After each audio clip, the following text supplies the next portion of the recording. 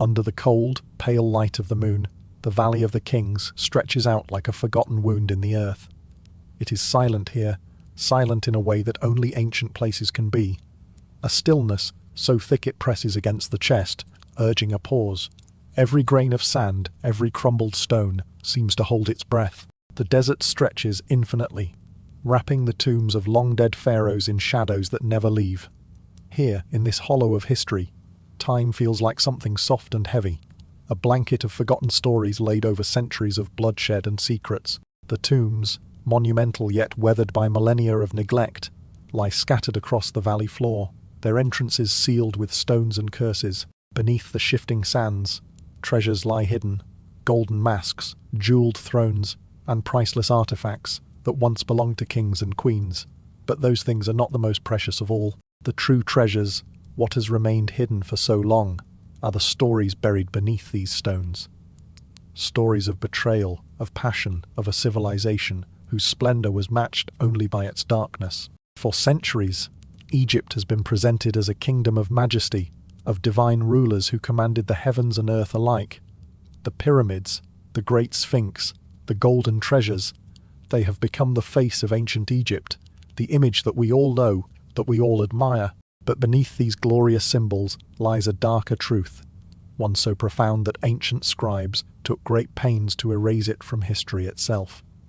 These were not the actions of gods, they were the actions of men, flawed and desperate, whose ambition ran so deep it tore apart the very fabric of their royal bloodlines. It is this buried history, this web of lies and murder, that we are about to uncover, and it begins here in the Valley of the Kings. Beneath the moonlight, secrets slumber in these tombs, waiting to be unearthed. A queen who vanished without a trace, leaving no trace but a shadow in the court of her king. A pharaoh murdered not by foreign enemies, but by the very family he ruled over. And children, royal children, who were both siblings and spouses, locked in a web of forbidden love and power. These stories, twisted and forbidden, were erased, lost to time, and hidden under layers of stone. But tonight, we dig them up.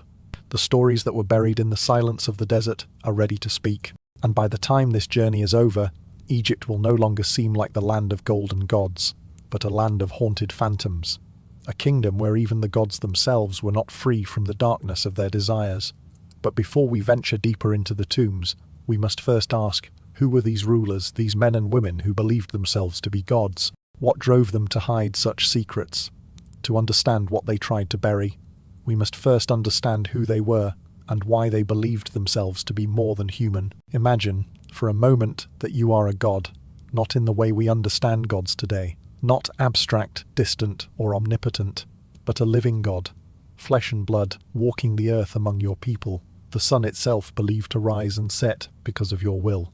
This was the divine status of the Egyptian pharaohs. They were not simply kings, they were the embodiment of gods, a bridge between the mortal world and the eternal. And this belief was more than just ceremonial. It shaped every aspect of their lives and their rule. To be pharaoh was to hold absolute power, not just over land and people, but over the very forces of nature and the cosmos. The pharaoh's role was to uphold Marat, the divine order of the universe. Marat was not just a moral ideal, it was the balance of the world itself. The sun rose and set because of the pharaoh's ability to keep the universe in balance. The Nile flooded every year because the pharaohs will commanded it. In a world where chaos could come, in the form of famine, disease, or invasion, the pharaoh's duty was to keep all of Egypt safe by maintaining Marat. If the pharaoh failed in this divine task, the repercussions would ripple through all of Egypt. Floods could turn to droughts, peace could turn to war, and prosperity could give way to famine. This godlike power came with an unbearable weight of responsibility. Every action, every marriage, every child, every decision was of cosmic importance. A mistake could unravel the very fabric of Egypt's existence. But more than that, the pharaoh's personal life was a public affair. Royal marriages were not just unions of love or politics, they were cosmic alliances with divine significance. The lives of pharaohs were not their own, and their secrets, especially the darker ones, were not just personal embarrassments, they were blasphemies. To reveal a royal scandal was not merely to stain the reputation of a ruler, it was to invite the wrath of the gods themselves. And so, Royal secrets remained buried beneath layers of silence and ritual. The practice of damnatio memoriae, the damnation of memory, was a powerful tool in this divine drama. A pharaoh's name could be erased from existence, condemned to oblivion. Monuments could be defaced, statues shattered, and the very memory of a ruler could be wiped from history. This erasure was not just a matter of politics, it was a sacred act. To remove someone from memory was to sever their connection to the afterlife, ensuring that they would not live on in the eternity of the gods. For the pharaohs and for their families, the stakes were higher than life and death.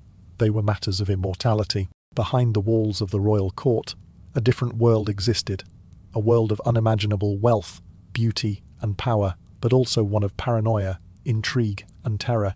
In the shimmering halls, where the air was thick with incense and the perfume of royalty, a smile could hide a dagger, and a kiss could seal a death sentence. Every gesture, every word was a potential weapon. Trust was a luxury few could afford, and loyalty was a commodity that could be bought with the blood of the innocent. In this world, truth was not just elusive, it was dangerous. To reveal the truth was to risk everything, and sometimes, in a court as treacherous as Egypt's, even gods had to fear the ones they called family. In ancient Egypt, the blood that flowed through the veins of the pharaohs was not just a life-sustaining force, it was divine. Pharaohs believed that their essence, their very connection to the gods, was carried within their royal bloodlines. This blood was sacred, pure, irreplaceable, and the key to their right to rule. It was not enough to simply be born into royalty, one had to be born of gods. And so, the obsession with preserving this divine bloodline became an all-consuming force. To modern sensibilities, the lengths to which the Egyptians went to maintain their blood purity might seem shocking, outright unnatural even. Pharaohs married their sisters, their daughters, their closest kin, to ensure the sacred bloodline remained untainted. These marriages, far from being seen as scandalous or immoral, were considered essentials. They were not just political unions, but divine necessities, designed to keep the power of the gods flowing through Egypt's royal family. To have a legitimate heir, the ideal union was between siblings, two royals sharing the same divine essence, producing the next generation of living gods. This was the reality of Egyptian royalty, where familial bonds were not merely the stuff of tradition, but the very fabric of the state. Pharaohs like Akhenaten and Nefertiti and their son Tutankhamun were born of such unions. Siblings joined in marriage to preserve the purity of their lineage. Tutankhamun himself, a child of this divine union, would become one of history's most famous figures, not only for his early death, but for the mysteries surrounding his lineage. His genetic disorders, the product of such incestuous unions, would later be uncovered, leaving the world to wonder if the very practices designed to preserve royal power had instead doomed him, and the dynasty he was meant to lead. But this obsession with preserving the divine bloodline came with a heavy price. When bloodlines became too pure, they grew weak. The genetic diseases, infertility, and early deaths that plagued the royal family became a direct result of this insular world. What began as a divine mission to keep the god's essence intact soon transformed into a hereditary curse. The very blood that once gave them power was now slowly but inevitably robbing them of it. As Egypt's royal family shrank under the weight of their own genetic obsession, it left a haunting question in its wake. Did the pharaohs' attempt to keep their bloodlines pure actually seal their own destruction? Were the seeds of their downfall planted in their desire to preserve divinity through blood alone? Behind the golden doors of the royal palace lay a world few ever saw, a world swathed in mystery, power, and intrigue, the royal harem. It was not a place of leisure or indulgence, as many might imagine. No, this was a political battlefield, a high-stakes arena where power and influence were fought, for not with swords, but with whispered words, glittering eyes, and the deepest of secrets. Inside these walls, hundreds of women lived in constant competition, each one vying for the pharaoh's favor, each one knowing that the mother of the next king would wield unimaginable power. The others, those who did not succeed, might fade into obscurity, or worse, face a fate far darker than anyone could imagine. The harem was not just a space for royal breeding, it was a place of education, of governance, and, most dangerously of all, conspiracy. It was here, within the perfumed chambers and ornate corridors, that some of history's most devastating palace plots took root. These women were not just mothers or wives, they were rivals, soldiers in a war for the throne. The stakes could not have been higher. Each child born was not only a potential heir, but a future rival. The very survival of a child could determine the fate of entire dynasties, and the mother who bore the pharaoh's successor could rise to unimaginable power. For the others, those who failed to secure that place, the consequences could be cruel and swift. Forgotten, cast aside, or even eliminated, these women had little power and their children even less. But the intrigue within the harem went beyond power struggles. This was a place where alliances were forged in whispered conversations, where poisoned gifts could seal a fate, and where a smile could hide a dagger. The harem was a world of subterfuge, where secrets were currency, and loyalty was ever-changing. Children grew up not just as siblings, but as rivals, each one trained from birth to understand the dangerous game of royal politics. The competition for the throne began before they could even walk. Almost everything we know about this forbidden world comes from fragments, tiny, elusive whispers of what went on behind the golden doors. The Egyptians deliberately kept the harem's secrets hidden, believing that what transpired within was too dangerous, too sacred, and too shameful to be recorded. The official accounts of Egypt's grandeur, its beauty, and its divinity were polished, public, and controlled. But the true history, the raw, untold story of the royal family, was buried within these walls, obscured by a shroud of silence. And yet, the secrets of the harem remain, waiting to be unearthed. What happened inside those rooms, behind those closed doors, is a story that has remained buried for 3,000 years. But now, we are ready to enter those forbidden spaces, to uncover what the ancients tried to hide, and to reveal the shocking truths that still echo through Egypt's haunted halls. The moment the first pharaohs stood at the helm of Egypt, they faced a monumental challenge: how to solidify their rule over a land of ancient traditions and complex beliefs. The solution they found was both simple and audacious. They did not just claim power, they claimed divinity. The pharaohs would not be mere kings, mortal men who lived and died like anyone else. No, they would be gods themselves, the living embodiments of Ra and Horus, rulers not just of Egypt, but of the very cosmos. And to achieve this, they would need more than just royal blood. They needed to craft a story, a myth. The propaganda that would make Egypt's rulers gods was as old as the nation itself. Even the first depictions of the pharaohs were carefully engineered to present them as something beyond human. One of the earliest examples of this is the Thudi Nama palette, a stone artifact from the very dawn of Egypt's dynastic history. On its surface, we see the figure of Nama, the king who is often credited with unifying Upper and Lower Egypt. His image is monumental, towering over his enemies and his people alike, a godlike figure draped in divine regalia. But look closer, and the Finama palette reveals a key element of royal propaganda. The king's enemies are portrayed as helpless, almost faceless, symbols of the vanquished, rather than real, living threats. The battle scenes on the palette, dramatic and grandiose, were more than mere history. They were the creation of a narrative that made Nama appear as a larger-than-life conqueror, an image designed to transcend the realities of war. This image of God, like power, would become the cornerstone of the pharaoh's rule. And it wasn't just through art. The pharaohs understood the power of architecture, of monuments that would stand the test of time. Temples were not just places of worship, they were propaganda machines. They were built not only to honor the gods, but to project the king's divine status. Every stone that formed the Grand Pyramids, every carving in the temple walls, reinforced the idea that the pharaoh was not simply a ruler. He was a god who commanded the heavens themselves.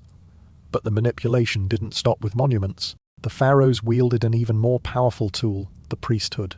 The priests of Egypt were not just religious leaders, they were royal propagandists, serving both the gods and the king. The scribes who recorded the history of Egypt worked under the direct orders of the palace. They were the gatekeepers of the nation's narrative.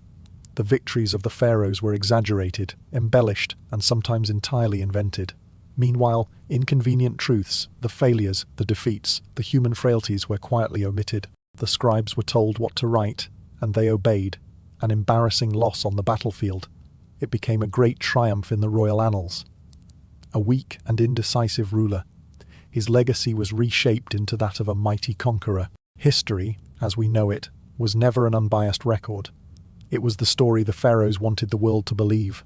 The real story, the flaws, the failures, and the scandals was buried, erased, and replaced by the myth of the divine king. And for 3,000 years, Egypt believed this lie. The grandeur of Egypt's pyramids has captivated the world for centuries. These colossal structures, rising from the desert sands, are often seen as monuments to the might of the pharaohs, symbols of their divine power, their eternal rule. But beneath their imposing facades lies a darker story, one of fierce power struggles, murder, and a race to secure immortality.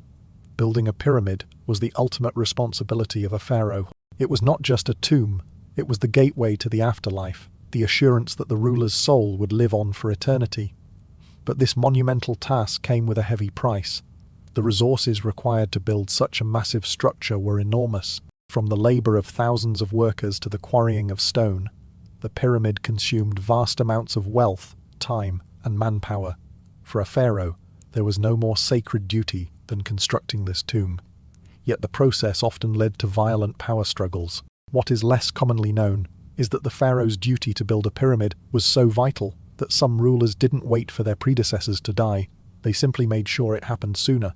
The race to build the grandest tomb was more than just about honor. It was about ensuring eternal life. Evidence suggests that certain pharaohs may have been encouraged to die early, so their ambitious successors could redirect resources to their own pyramid projects. There are hints, buried deep in history, of palace intrigue, where a premature death could serve the interests of a younger, more impatient heir. The question is, how many pharaohs met untimely ends at the hands of those who saw a looming pyramid as their ticket to power?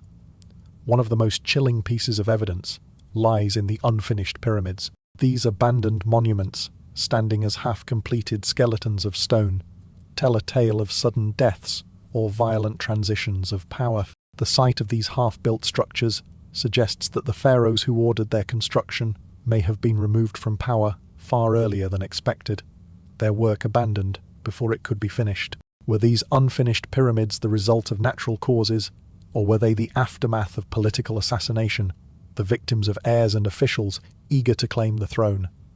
The darker side of pyramid construction wasn't confined to the violence of the royal court. The sheer scale of these projects exacted a terrible toll on the kingdom. Thousands of workers, many of whom were not volunteers but conscripted laborers, died under grueling conditions. Entire villages were uprooted to supply the stone for the monumental structures. The economic strain of building these tombs, year after year, drained the kingdom's resources. What was meant to be a legacy of eternal grandeur became a financial burden, one that eventually contributed to the collapse of the Old Kingdom. The very monuments that Egypt has celebrated for millennia, the pyramids, symbols of the nation's glory, were, in many ways, built on a foundation of blood, greed, and deceit. The pharaohs were not just rulers, they were men obsessed with securing their place in eternity, willing to sacrifice anything and anyone to ensure their power. And in their quest for immortality, they planted the seeds of Egypt's downfall. The Pyramid Age ended not with the eternal preservation of Egypt's divine rulers, but in chaos, as the kingdom crumbled under the weight of its own ambitions. The transition between Egypt's Old and Middle Kingdoms was not a peaceful one. It was a time of chaos and bloodshed, when the very throne of Egypt was contested by multiple rulers, each claiming their right to power. The first intermediate period, as it came to be known, was marked by political instability and widespread violence. Assassinations were not just common, they were expected. In this dangerous new reality, the pharaohs who ruled were no longer untouchable gods, but men haunted by the constant fear of betrayal. One of the most chilling examples of this violent period is the murder of Amenemhat I, the founder of the 12th dynasty. Amenemhat was a pharaoh who survived wars, rebellions, and famines, but he couldn't survive the treachery that lurked in his own palace. The circumstances surrounding his death are shrouded in mystery, but it is widely believed that Amenemhat was killed in his own bed, possibly by those he trusted most, his own guards. What makes his death so remarkable is not just its violence, but the fact that it was recorded. Unlike most royal deaths, which were swept under the rug or glorified in myth, Amenemhat's assassination was acknowledged and documented, a rare admission of vulnerability for a ruler who had once been seen as divine. The most fascinating and disturbing part of Amenemhat's legacy is found in the text known as Deskt, the Instructions of Amenemhat, a set of writings supposedly penned by the pharaoh himself after his death as a warning to his son. In this document, Amenemhat urges his son to trust no one, not his friends, not his brothers, not even the women of the royal harem. The king's words paint a grim picture of the paranoia that consumed him. The trusted man is the first to strike. It's a stark reminder of the constant danger he faced within the palace, a world where loyalty was always in question, and even the closest relationships could be poisoned by ambition and betrayal. The reality of royal life in this turbulent period was one of constant vigilance. Pharaohs did not sleep in their public palaces. They hid in secret chambers, surrounded by guards and food tasters, never able to trust those who served them. The toll of this paranoia was psychological as much as it was physical. How could a man rule as a god when he was constantly looking over his shoulder, wondering if the next meal would be his last, or if the person at his side would be the one to strike the fatal blow? Amenemhat's murder was not an isolated event. It was a sign of things to come. Royal violence, palace intrigues, and bloody conspiracies were becoming a regular feature of Egypt's royal life. The murder of Amenemhat was a warning, but one that went unheeded. In the centuries that followed, pharaohs would continue to face the threat of assassination. But as Egypt's power grew, so too would the scale of the conspiracies. The next pharaoh to die in such a way would face an even darker, more dangerous conspiracy. A conspiracy that would shake the very foundations of Egyptian history. The ancient Egyptians believed their secrets were buried forever, hidden beneath layers of stone, sand, and time. They could not have imagined that one day, thousands of years later, machines would be invented that could read the dead, unlocking their most guarded mysteries. Yet, through the painstaking work of modern archaeologists, Egypt's ancient secrets are gradually being uncovered, piece by piece. The work of uncovering these truths has been nothing short of miraculous. Egyptologists, armed with modern technology and tools unimaginable in the time of the pharaohs, have painstakingly pieced together fragments of papyrus, analyzed mummy remains, and deciphered erased inscriptions that once held the key to Egypt's dark past. The stories of betrayal, murder, and scandal were not lost entirely. They simply waited, buried beneath centuries of dust, for the right tools to bring them to light.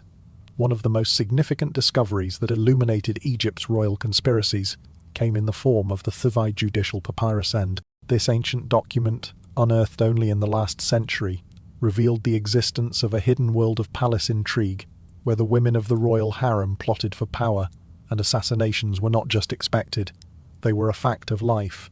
This papyrus, alongside other discoveries like the Thuvai Louvre fragment, has given us the first glimpse into the dark, often violent nature of royal Egypt, secrets that were hidden away in archives, far from public view. Then there were the breakthroughs in the realm of forensic science.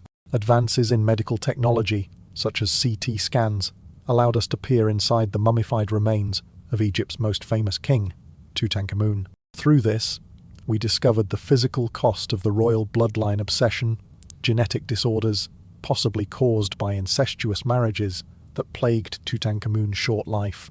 Other scans revealed that Tutankhamun's body was not just the victim of disease, but possibly a violent injury, suggesting that the line between illness and assassination was often blurred in the royal family. Chemical analysis has provided further evidence of royal violence, testing the remains of other pharaohs and revealing traces of poison in their systems. What was once thought to be natural death has now been re-examined through the lens of modern science, casting doubt on many of the accepted stories of Egypt's rulers. These revelations, often shocking in their implications, were made possible only in recent decades through advancements that the Egyptians themselves could never have fathomed. Yet, despite these extraordinary discoveries, much remains hidden. There are still thousands of unopened tombs, millions of documents yet to be translated. Even more unsettling is the fact that some evidence was deliberately hidden by early archaeologists, who found the contents too shocking to expose or feared the damage it might do to Egypt's revered legacy.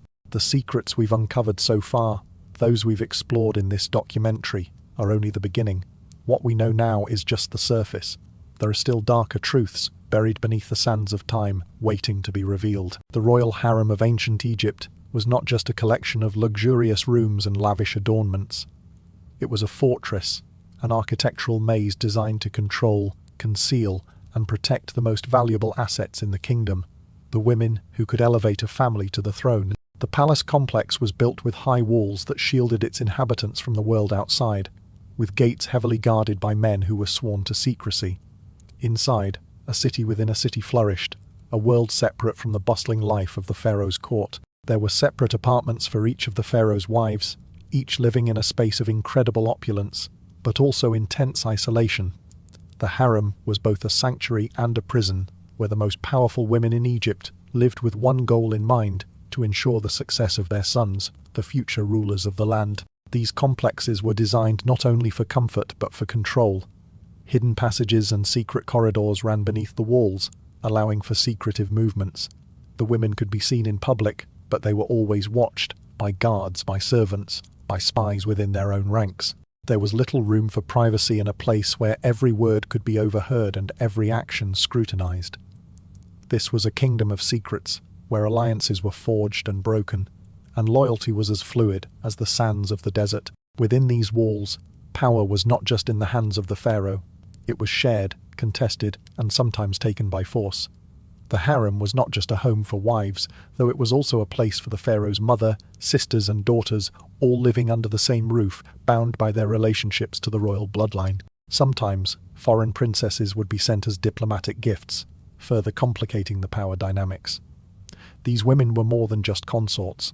They were players in a complex game of power, manipulation, and survival, where every relationship was defined by its potential to advance or destroy. The hierarchy within the harem was ever shifting, based on the gender and status of the children each woman bore. The most coveted position a woman could hold was that of the queen mother, the mother of the reigning pharaoh. This position was not just a title, it was the most powerful role a woman could achieve, giving her significant influence over the court, the state, and even the pharaoh's decisions. But beneath the surface of this seemingly ordered world, there was a constant undercurrent of competition. Every woman in the harem knew that her son's success would elevate her. To be the mother of the king meant influence, wealth, and untold power. But there was a darker reality to this ambition. Every other son was a rival, and every rival was a threat. The women of the harem were not just mothers, they were strategists, constantly calculating the right alliances, the right moments to act. Smiles were masked calculations. Friendship was a strategy. No one could afford to trust anyone, not even a sister or a mother. Every whispered conversation could be a plot in the making. Every gesture could conceal a deeper, more dangerous ambition. The women of the harem spent their days in luxury. Yes, but it was a luxury that came with a price. Their lives were a carefully constructed web of power, deceit, and survival. Beneath the finely woven textiles they crafted, the beautiful clothes they wore, and the carefully studied religious duties they performed, a deadly game was always being played. The prize, the throne of Egypt. And in this game only the strongest, the most ruthless, and the most cunning could survive. Queen Tyre was not merely the wife of Amenhotep III. She was a force in her own right, one of the most powerful women in the entire history of ancient Egypt. Her story is one of ambition, cunning, and unprecedented influence, and it remains one of Egypt's greatest mysteries. Ti came from humble beginnings. Her family was not royal, and by all accounts, she should have been a minor wife, occupying a secondary role in her husband's harem. Yet, she would go on to eclipse almost everyone in the Egyptian court and become a ruler wielding power in ways no other queen had before her. What set Ty apart from the countless other wives and concubines who filled the harem? Some historians suggest that her rise to prominence was due to her striking beauty. Though this is speculation, there is little evidence to support it. Others argue that she was exceptionally intelligent, a woman with a sharp mind capable of navigating the complex political landscape of Egypt. Or perhaps, and this theory holds more weight, Tyre held secrets. Secrets that could have been dangerous to the royal family, perhaps even to Amenhotep III. Did she possess knowledge of scandals, betrayals, or threats to the throne that gave her leverage over those around her? Whatever the reason, Tyre's influence grew quickly. She was not content to stand by her husband's side in silence. She appeared on monuments next to Amenhotep III, portrayed at the same size and stature as her husband, an unprecedented act that conveyed her power. This was no mere ceremonial act, it was a message to the people of Egypt and to the wider world. Ty was not a passive queen, but an equal. She corresponded with foreign kings, secured alliances, and participated directly in the politics of her time. She was, effectively, a co-ruler, and this was something no other queen had dared to achieve before. Tyre's influence did not end with her husband's death. When Amenhotep III passed away, she maintained her grip on power through her son, Akhenaten, the controversial pharaoh who would become infamous for his religious revolution. Some scholars believe Tyre was the true power behind Akhenaten's throne, using him as a puppet to destroy the powerful priesthoods that had once been a threat to her own position. She was the mastermind behind many of the changes during Akhenaten's reign, using him to consolidate her power and eliminate rivals. However, Tyre's relationship with her son would not remain unchallenged. As Akhenaten's reforms began to destabilize Egypt, especially his radical move to monotheism and the worship of Aten, Tyre's role became increasingly complex. Did she grow disillusioned with his rule? Some historians suggest that Tyre eventually turned against her own son, recognizing that his reforms threatened the very stability of Egypt that she had worked so hard to maintain. Her influence, once absolute, began to unravel as Akhenaten's reign spiraled into religious and political chaos.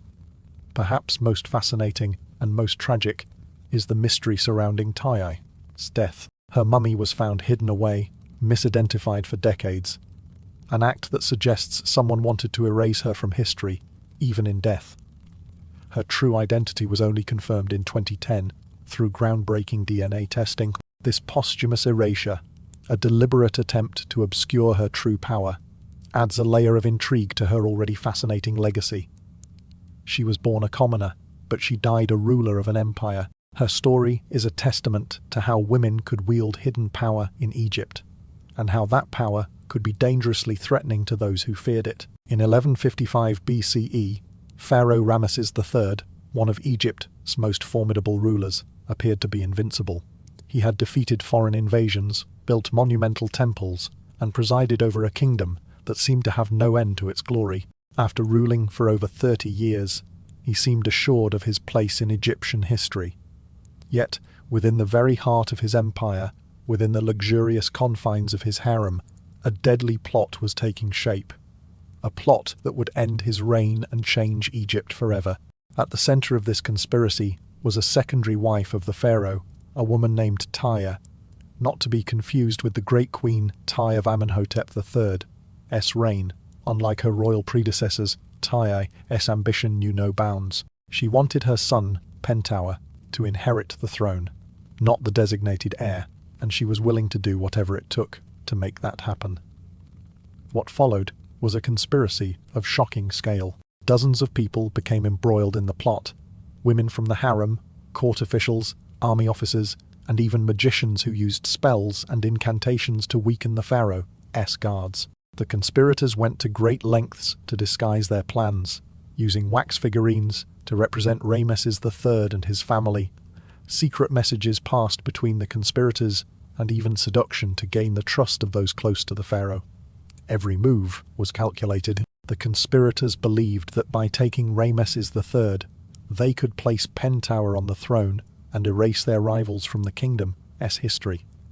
The night of the assassination came like a shadow. As the conspirators made their move, they slipped into Ramesses III's private chambers, where he slept unaware of the treachery unfolding around him. It was in these darkened, hidden corridors of the palace that the deadly act took place.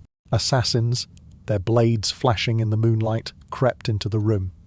They attacked with swift precision, cutting deep into the pharaoh's throat. For years, historians had debated whether the plot had succeeded. Was Ramesses III knight, or did he die from natural causes? It was a mystery that remained unsolved until modern science uncovered the truth. In 2012, CT scans of the mummified remains of Ramesses III revealed the horror of the attack. The scans showed that the pharaoh's throat had been cut so deeply that his head was nearly severed. The evidence was irrefutable.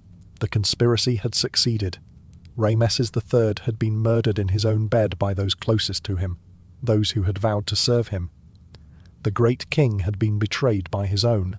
But the story did not end with the assassination. The conspirators were caught, and in a rare moment of historical transparency, their trial was documented. This was the only detailed record of a royal trial in Egypt's history. Over 30 individuals were executed for their roles in the plot, including Tai, who had orchestrated it all. Pentower, her son, was captured and forced to face his fate. In a final, cruel act of justice, he was allowed to take his own life, an act of desperation and defeat. His mummified body, discovered in 1886, showed signs of possible live burial, the agonizing expression frozen on his face as he screamed in his final moments. The full extent of the conspiracy was laid bare, revealing a web of betrayal, ambition, and murder that had brought down one of Egypt's most powerful pharaohs. For 3,000 years, the official story held that Ramesses III had died peacefully. The CT scanner, however, told a far darker tale, revealing the knife wound that shattered the illusion of a peaceful death and exposed the violent truth that lay beneath. Throughout Egypt's vast and storied history, there are the names we remember, royal women whose legacies have endured through the ages, queens and princesses whose influence shaped the fate of empires. But there are also the women who vanished, whose names and images were erased from history, as if they had never existed at all. These disappearances are among the greatest mysteries of Egyptology, and each case leaves behind a chilling question. What secrets did these women hold that made them so dangerous to those in power? Perhaps the most famous of these vanished women is Nefertiti, the beautiful queen of Akhenaten, whose iconic image has come to symbolize ancient Egypt itself. Her face, immortalized in the stunning bust that now resides in Berlin, is instantly recognizable. Yet, despite her fame, Nefertiti's fate remains one of Egypt's greatest enigmas. Around year 12 of Akhenaten's reign, Nefertiti seems to simply disappear from all records. Did she die? Was she exiled? Or did she, as some scholars suggest, take on a new identity and rule as pharaoh herself? Some believe that she may have assumed the role of pharaoh, stepping into a position of even greater power under the name of Smenkhar. But the evidence is scant. The truth behind Nefertiti's disappearance is shrouded in mystery, and for over 3,000 years, the question has remained unanswered. But Nefertiti is not the only royal woman who vanished. There is also Kia, another of Akhenaten's wives, whose name was systematically erased from every monument, every inscription, and every record. Unlike Nefertiti, Kia did not seem to have the same prominence, but she too was important in her time. Yet, after her sudden disappearance from the court, her name was virtually wiped from history. Why? Was she a threat to Akhenaten's power, or did she simply fall out of favor? Her erasure from Egypt's historical records is another example of how the royal court could be just as deadly as it was magnificent. Then there is Ankhesenamun, the widow of Tutankhamun. After her husband's death, Ankhesenamun found herself in a precarious position, desperate for political stability in a time of upheaval. She sent letters to foreign kings, pleading for a husband to help her secure her place in the royal line. But after those desperate pleas, Ankhesenamun vanishes from the historical record. Did she die in obscurity, or was her disappearance part of a more sinister plot? Some theorize she might have been forced into a marriage with one of her family members, or perhaps even assassinated to clear the path for someone else. Regardless of the circumstances, her fate remains one of the most tragic and puzzling in Egyptian history. These were not natural deaths. These were deliberate erasures. In ancient Egyptian belief, to erase someone's name and image was to condemn them to eternal death. It was not just the end of their life on earth, but the obliteration of their soul in the afterlife. These women did not simply disappear from the pages of history, they were erased from the very fabric of Egypt's future, their identities obliterated forever. Someone, likely those in power, wanted these women forgotten, their names and legacies wiped from the world as if they had never existed at all. The mystery that surrounds these erased women leaves us to wonder, what did they know?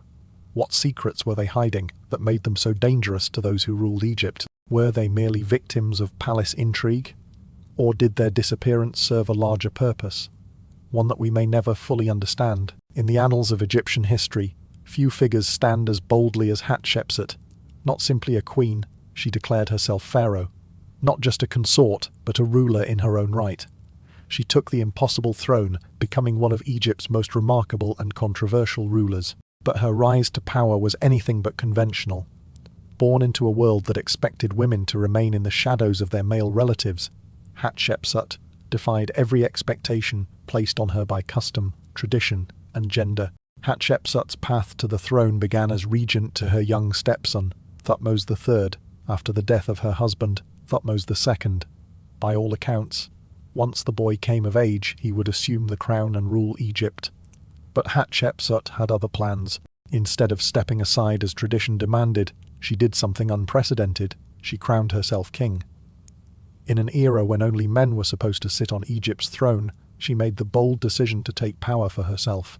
She didn't just adopt the title of king, she transformed herself into one. To solidify her reign, she took on the full royal titulary, the official titles that were associated with pharaohs. She wore the ceremonial beard, a symbol of male authority, and depicted herself in art as a man, with masculine features, broad shoulders, and the regalia of a king. But Hatshepsut's transformation went beyond mere visual representation.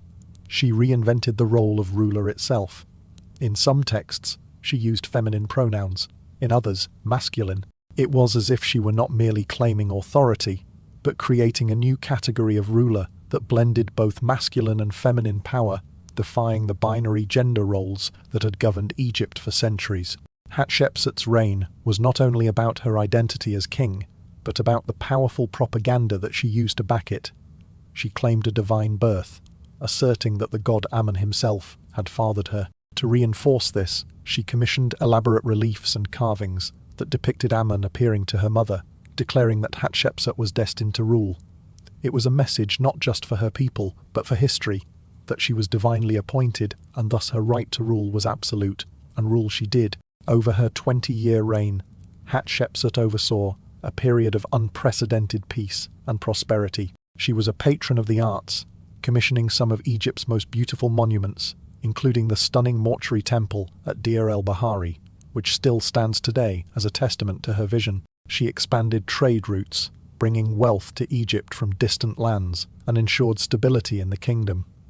Under her rule, Egypt flourished, untouched by the wars that had plagued the reigns of previous pharaohs. Yet, despite her achievements, Hatshepsut's reign did not come without controversy. Her audacious assumption of the throne and her blending of gender roles created a complex legacy. While she was celebrated by some, others saw her as a usurper, a woman who had defied both the divine order of the gods and the natural order of her society. Her story, at once one of extraordinary power and defiance, would become a source of great intrigue, and after her death, even greater mystery. Hatshepsut did not simply want to be queen, she wanted to be a god. So, she became one. The relationship between Hatshepsut and her stepson, Thutmose III, is one of the most intriguing and complex aspects of her reign. On the surface, it appeared to be one of mutual respect. Thutmose III, a young man trained in the art of kingship, commanded Hatshepsut's armies and participated in official ceremonies. He was not exiled or imprisoned, he was allowed to remain in the palace and play a visible role in the state. Yet, despite his prominence, he was always in second place, never allowed to rule independently. In Egypt's rigid political hierarchy, where power was everything, Thutmose III found himself playing the role of a subordinate, his potential overshadowed by a stepmother who refused to step aside. The tensions between them were likely palpable. Thutmose had been trained from a young age to rule, but Hatshepsut had claimed the throne for herself, leaving him to watch from the sidelines. He had military command, but her name was always in the spotlight, receiving the credit for the victories, her image immortalized in reliefs and monuments. Some scholars believe that Thutmose III, recognizing his military training as a necessary preparation for the future, accepted his subordinate position. After all, his military prowess would later make him one of Egypt's greatest conquerors, leading the country to the greatest extent of its empire. However, not all historians view their relationship as one of calm acceptance.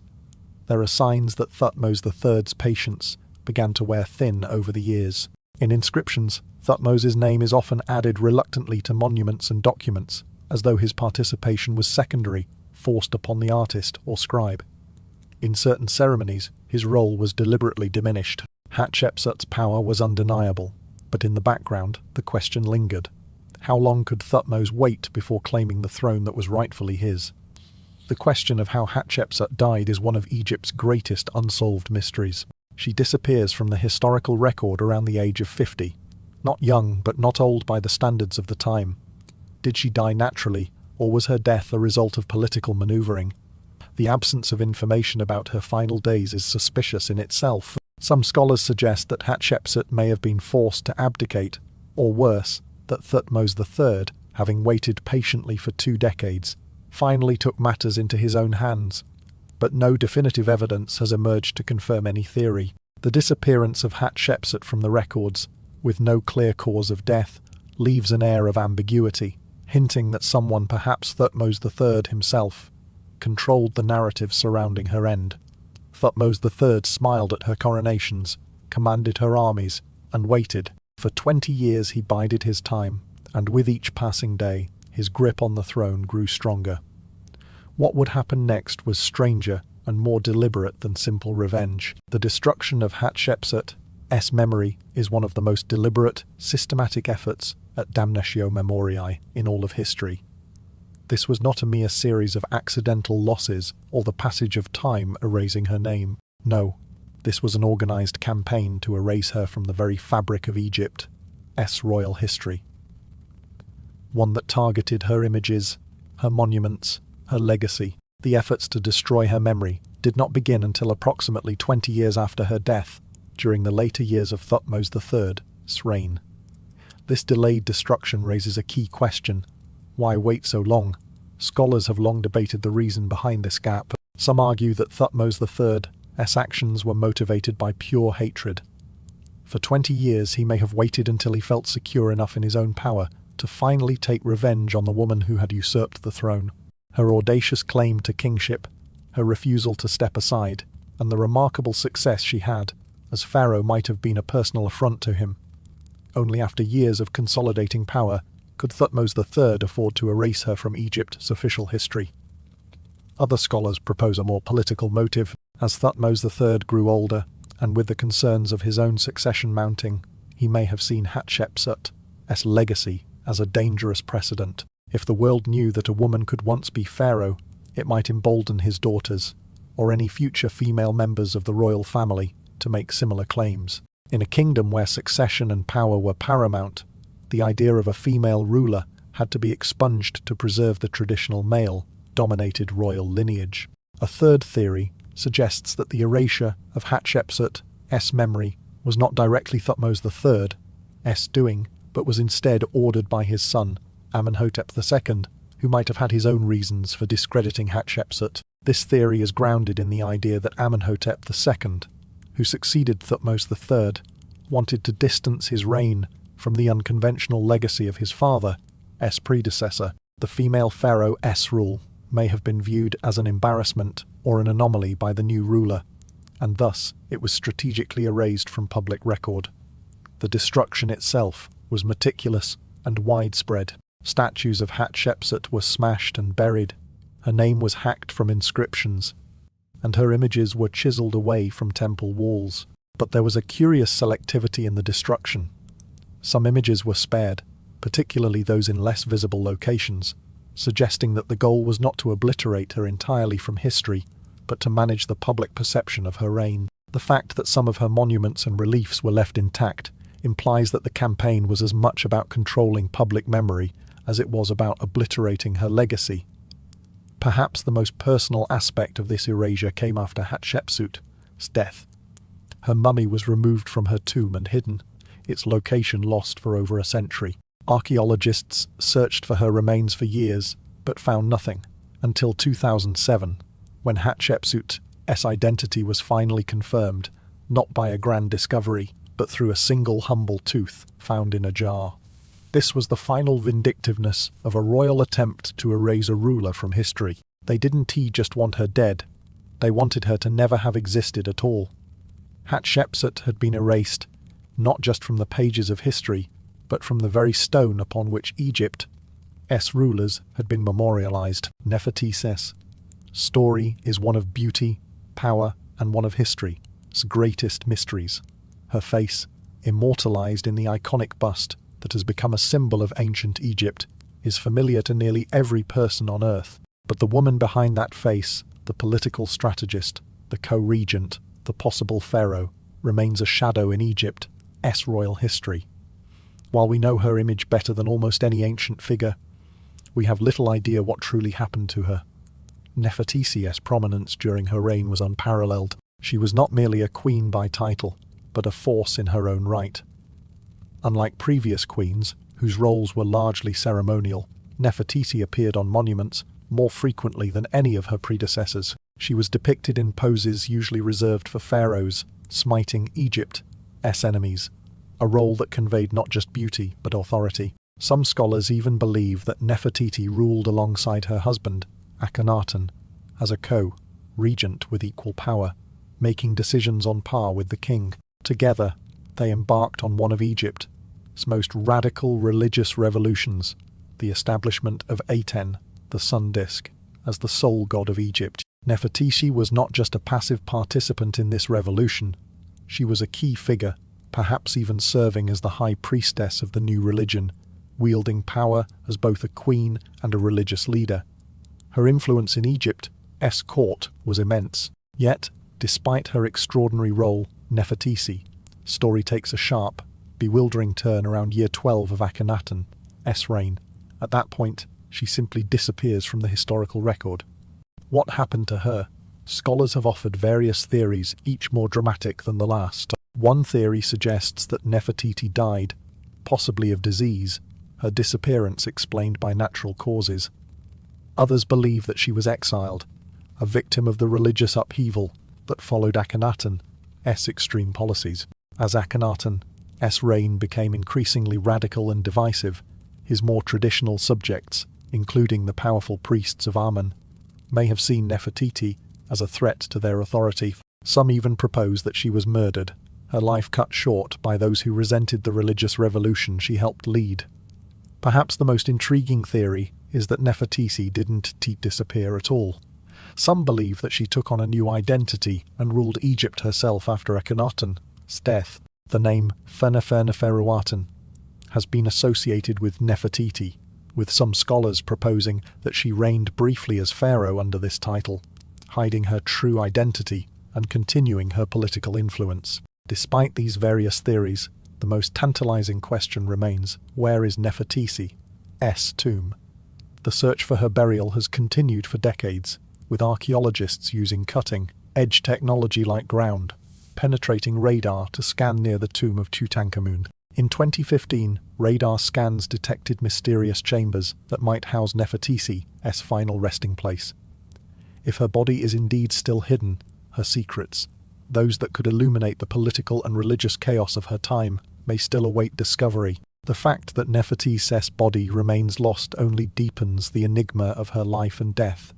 We know her face, but we know almost nothing about her ultimate fate. Did she disappear into exile, or did she die quietly in her palace?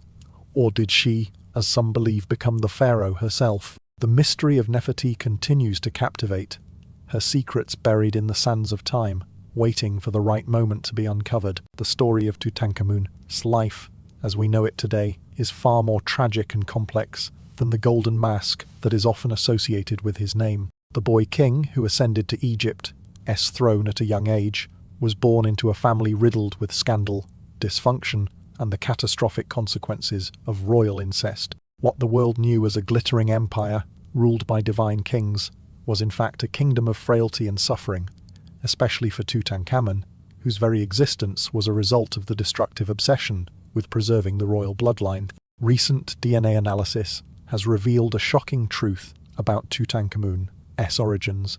His parents were full siblings, brother and sister, both children of the controversial pharaoh, Akhenaten. The incestuous union between Akhenaten and his sister, wife Nefertiti, resulted in Tutankhamun's birth, setting the stage for a series of genetic complications that would profoundly affect his life. It was a decision driven by the desire to maintain the purity of the royal bloodline, but it came at a tragic cost.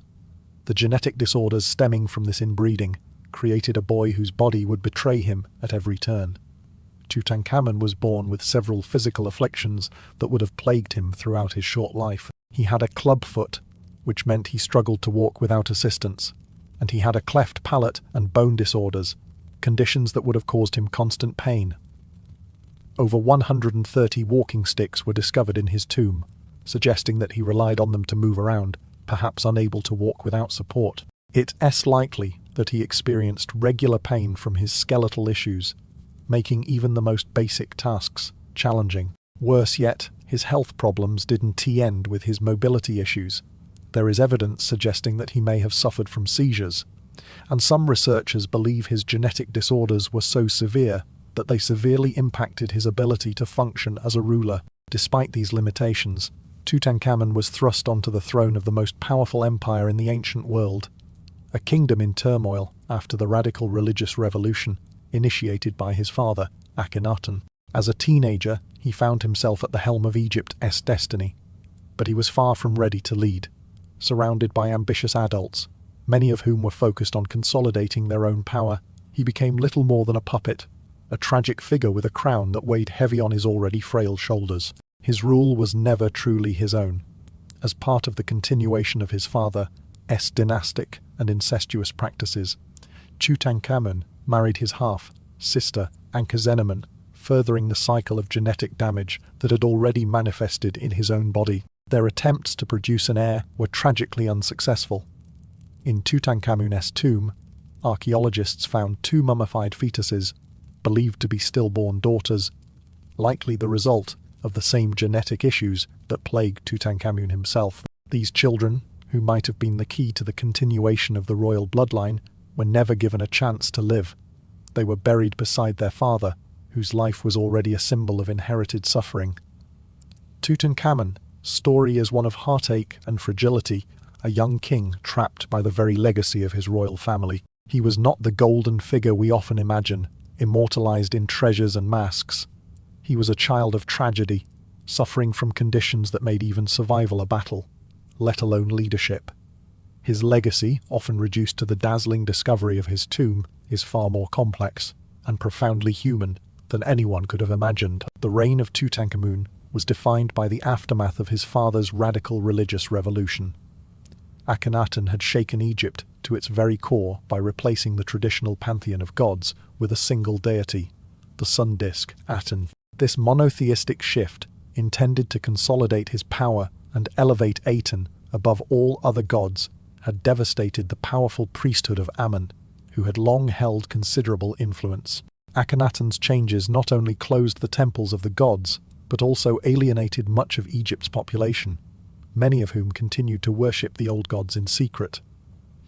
When Tutankhamun ascended to the throne, a counter-revolution began. But it was not Tutankhamun himself who guided this shift. It was his advisors, men with their own political ambitions, who orchestrated the restoration of the old religious order. At just 9 years old and beset by numerous physical challenges, Tutankhamun had little power to decide his fate. He was a puppet, his strings pulled by those around him, and the true architects of the counter-revolution were 2 key figures. A powerful and elderly official who may have been Nefertiti's father, and Horemheb, the commander of Egypt's army. These 2 men moved quickly to undo Akhenaten's changes, reopening the temples that had been closed and reinstating the worship of Amun as Egypt's central faith. The implications of this political and religious reversal were profound. Akhenaten's name was struck from monuments and records, and the memory of his reign was all but erased. But the restoration wasn't just about religious symbols, it was about power. And Horemheb had their own agendas, and the religious upheaval provided the perfect cover for them to consolidate control over Egypt's future. They needed to rewrite Egypt's history, and in doing so, they erased Tutankhamun's very identity. Originally named Tutankhaten, which means living image of Aten, the young king's name was forcibly changed to Tutankhamun, living image of Amun, as part of the counter-revolutions. This act of renaming was more than just a change of title.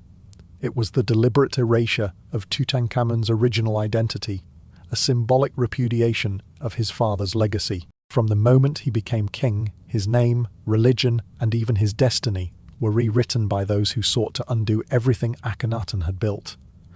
As a young, sickly ruler, Tutankhamun's role was reduced to that of a figurehead, a pawn in a larger game played by the men who controlled Egypt's political and religious systems. and Horemheb were determined to restore Egypt to its former glory. But the boy king was merely a tool in their hands. His every move was dictated by those who held the real power, men who would benefit from his early death and the potential consolidation of their own authority. In the end, Tutankhamun lost more than just his father's religious reforms. He lost his name, his place in history, and ultimately his life. Tutankhamun's death remains one of the most analysed, debated, and mysterious events in the entire history of ancient Egypt. Over 3,000 years later, his passing continues to puzzle researchers, with theories ranging from natural causes to foul play. The boy king, whose reign was short and marked by the political machinations of those around him, left behind not just treasures but a legacy of uncertainty about the circumstances of his untimely death. The investigation into Tutankhamun's death begins with the evidence in his remains. One of the most striking discoveries was an injury to his skull, first noted in early X-rays. A hole in the back of his skull led to speculation that he had been struck from behind, perhaps murdered in a palace coup or a political power play. This theory fueled decades of speculation, casting shadows over his reign and death. However, later CT scans revealed that this injury was likely not the result of violence, but of the mummification process itself. It seems the damage occurred after his death, as embalmers worked on his body, though the debate still lingers. Was this injury a tragic accident, or was it part of an elaborate cover-up designed to obscure the true cause of his demise? Then there is the severe leg injury that raises further questions. CT scans revealed a fracture in Tutankhamun's left leg, likely sustained shortly before his death. This injury was not something that healed. There was no evidence of long-term recovery, which means it occurred very close to the time of his passing. The nature of the injury suggests a violent fall, possibly from a chariot or perhaps a push. But the suddenness of the injury, coupled with his weakened state, raises more troubling questions. Was it an accident? Was it a deliberate act of violence? The fracture, combined with his other health problems, might have been enough to overwhelm his fragile body, but it still leaves open the possibility of foul play. Further complicating the picture is the discovery of malaria parasites in Tutankhamun's system. DNA analysis of his mummified remains found clear evidence of malaria, a disease that still claims millions of lives today. Malaria, especially in someone already weakened by genetic disorders and physical trauma, could have been the final blow to his compromised immune system. The combination of malaria and the leg injury may have caused a fatal cascade of health failures, overwhelming his body in a matter of days. The leading theory for Tutankhamun's death, then, is a tragic combination of factors: a genetically frail body, a severe leg injury, and a fatal infection with malaria. Yet, despite this plausible explanation, there are elements of the case that continue to raise suspicion. The hastily performed mummification suggests that Tutankhamun's death was unexpected, and perhaps even shocking. The embalming process, which usually took weeks, appears to have been rushed, an anomaly for a pharaoh. Additionally, the size of Tutankhamun's tomb, smaller than what would be expected for a king, hints that his burial might not have been planned for a ruler of his stature. This has led some to question whether his death was truly an accident, or if it was a politically motivated murder. The most tantalizing part of the mystery is the political context of his death. Tutankhamun's successors, and Horemheb, had much to gain from his early demise. Both men were part of the establishment that rose to power after his passing, and they would have stood to benefit greatly from the death of a king who was, by all accounts, too sick and young to rule effectively. We may never know for certain whether Tutankhamun's death was a natural consequence of his genetic disabilities and illness, or a result of murder. But what is clear is that whatever the cause, there was certainly a cover-up, a desire to control the narrative of his death and reign.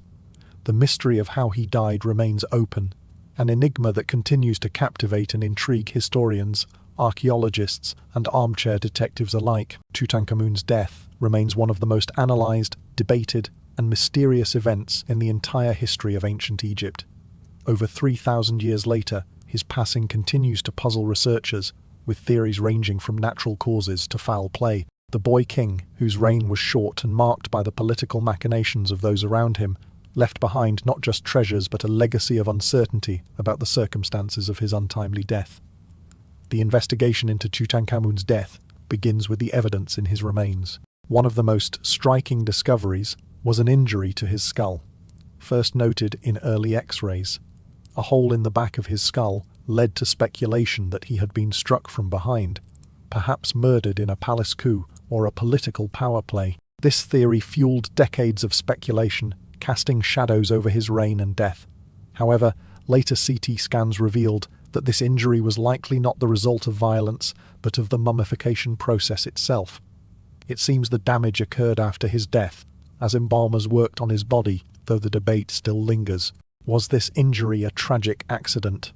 Or was it part of an elaborate cover-up designed to obscure the true cause of his demise? Then there is the severe leg injury that raises further questions. CT scans revealed a fracture in Tutankhamun's left leg, likely sustained shortly before his death. This injury was not something that healed. There was no evidence of long-term recovery, which means it occurred very close to the time of his passing. The nature of the injury suggests a violent fall, possibly from a chariot or perhaps a push. But the suddenness of the injury, coupled with his weakened state, raises more troubling questions. Was it an accident? Was it a deliberate act of violence? The fracture, combined with his other health problems, might have been enough to overwhelm his fragile body, but it still leaves open the possibility of foul play. Further complicating the picture is the discovery of malaria parasites in Tutankhamun's system. DNA analysis of his mummified remains found clear evidence of malaria, a disease that still claims millions of lives today. Malaria, especially in someone already weakened by genetic disorders and physical trauma, could have been the final blow to his compromised immune system. The combination of malaria and the leg injury may have caused a fatal cascade of health failures, overwhelming his body in a matter of days. The leading theory for Tutankhamun's death, then, is a tragic combination of factors: a genetically frail body, a severe leg injury, and a fatal infection with malaria. Yet, despite this plausible explanation, there are elements of the case that continue to raise suspicion. The hastily performed mummification suggests that Tutankhamun's death was unexpected, and perhaps even shocking. The embalming process, which usually took weeks, appears to have been rushed, an anomaly for a pharaoh. Additionally, the size of Tutankhamun's tomb, smaller than what would be expected for a king, hints that his burial might not have been planned for a ruler of his stature. This has led some to question whether his death was truly an accident, or if it was a politically motivated murder. The most tantalizing part of the mystery is the political context of his death. Tutankhamun's successors, A and Horemheb, had much to gain from his early demise. Both men were part of the establishment that rose to power after his passing, and they would have stood to benefit greatly from the death of a king who was, by all accounts, too sick and young to rule effectively.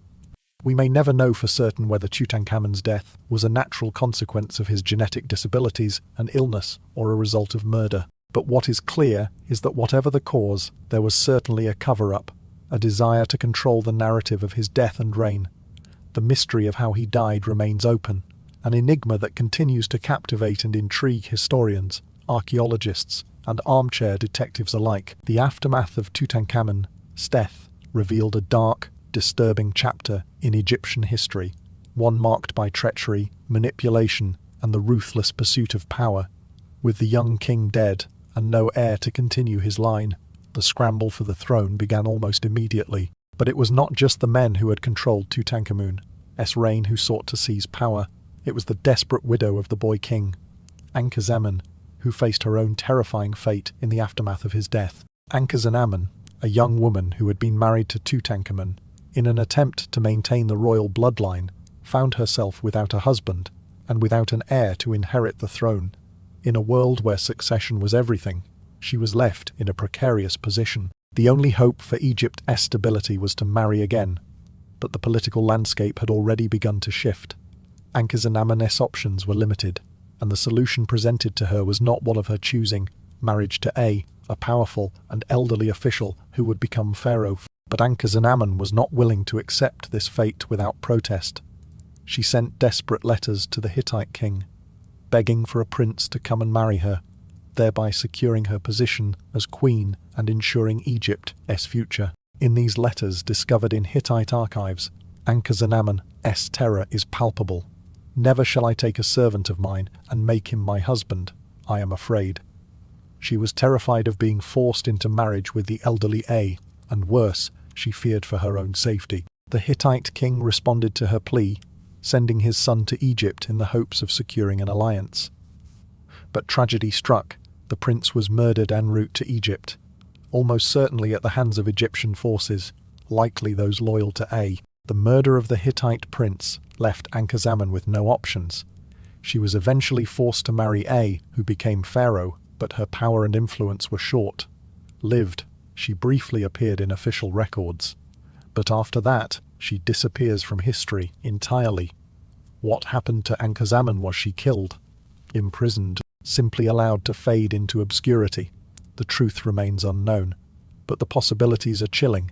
A's reign lasted only 4 years, and during that time he continued to consolidate power. When A died, he was succeeded by Horemheb, the powerful general who had commanded Egypt's military. Horemheb, determined to solidify his place in history, took drastic measures to erase the legacy of both Tutankhamun and A.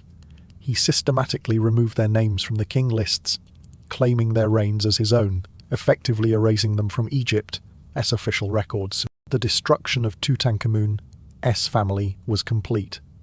The boy king, his widow, and their entire lineage were wiped from history, their names buried under the sands of time and the propaganda of those who came after.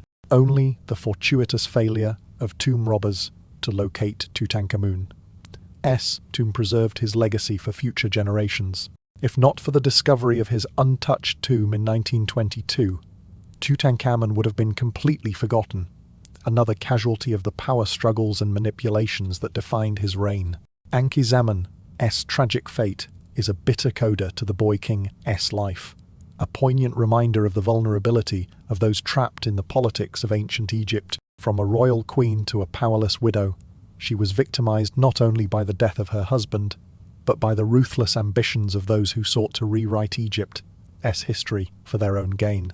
In the end, both Tutankhamun and his widow were pawns in a game played by men with far more power and far fewer scruples. In ancient Egypt, death was not the final punishment for the disobedient or the disgraced. To be forgotten, erased from history and memory, was a far more terrifying fate. The concept of damnatio memoriae, the deliberate destruction of someone's name and memory, was one of the most profound and devastating punishments a ruler could wield. For the ancient Egyptians, death was not the end. The afterlife was a real and eternal realm, one that could only be accessed if a person's name and legacy were preserved. The soul, they believed, could only live on if the living continued to speak its name. If a name was forgotten, if it was erased from the records of the living, the soul would die a second, eternal death. This was the ultimate punishment, a fate worse than death itself. The methods of erasure were systematic, deliberate, and designed to ensure that the victim's existence would be wiped from the collective memory of Egypt. The first and most obvious form of erasure was the destruction of the person's name. This was often done by chiseling names from cartouches, the oval enclosures that contained the names of royalty and the powerful. Statues and reliefs that depicted the person's image were destroyed, with the faces chipped away or entire figures broken. Tombs were desecrated, their inscriptions obliterated, as if the very sight of the deceased's name could allow them to continue to live on in some form. Papyrus scrolls, the records of daily life and royal decrees, could also be burned or erased, leaving no trace of the individual's legacy. This erasure was not done out of anger or haste. It was a methodical, controlled process, often carried out years or even decades after the individual's death. It was a punishment that outlasted the person's life, ensuring that they would never be remembered, never be acknowledged, and never have their place in history again. Specialized workers, often trained for the specific task of erasing history, would be assigned to carefully remove images and inscriptions while preserving the surrounding artwork. This allowed the state to carefully curate its history, removing uncomfortable truths, while maintaining the appearance of continuity and order. One of the most famous examples of damnatio memoriae is Akhenaten, the controversial pharaoh who attempted to replace Egypt's pantheon of gods with the worship of a single deity, Aten. After his death, his name was hacked from monuments across Egypt, his temples abandoned, and his revolutionary religious reforms reversed. Akhenaten's attempt to rewrite Egypt's religious order was met with swift and deliberate erasure, as his successors worked to restore the old gods. Hatshepsut, another pharaoh who defied tradition by declaring herself king, suffered a similar fate. Her images were systematically defaced, and her monuments were altered to erase her from the official record, despite her significant contributions to Egypt's prosperity. But not all erasures were as well known as these. The Vizier Bey, for example, was once a figure of apparent importance, holding a high-ranking position in the royal court. Yet, after his death, his name was completely erased. Today, historians know almost nothing about him, as his existence was all but eradicated from Egypt's official history. Figures like Bey remind us that the Egyptian record we have today is not a complete history. It is a curated one, shaped by those who had the power to destroy what they did not want remembered. In Egypt, the act of being forgotten was far more brutal than simply dying. It was a sentence of eternal oblivion. For the ancient Egyptians, the soul could only exist if it was remembered. To be erased was to be condemned to a death that could never be undone. Akhenaten, often regarded as Egypt's most systematically erased pharaoh, is a figure whose legacy has been obliterated. Yet, paradoxically, this very erasure has made him one of the most fascinating and studied rulers in ancient history. What makes Akhenaten's story so compelling is not just his religious revolution, but the scale and audacity of the transformation he attempted. He did not merely change religion, he attempted to reshape the very fabric of Egyptian civilization, challenging its foundations in a way that terrified the established order. At the heart of Akhenaten's revolution was the radical shift in Egypt's religious landscape. He famously replaced the ancient polytheistic beliefs of Egypt with the worship of a single god, Aten, the sun disk. But his revolution went far beyond just changing the gods. Akhenaten moved the capital of Egypt from Thebes to a completely new city, Akhetaten, modern Day Amarna, which was built specifically to honor Aten and serve as a center for his new religious order.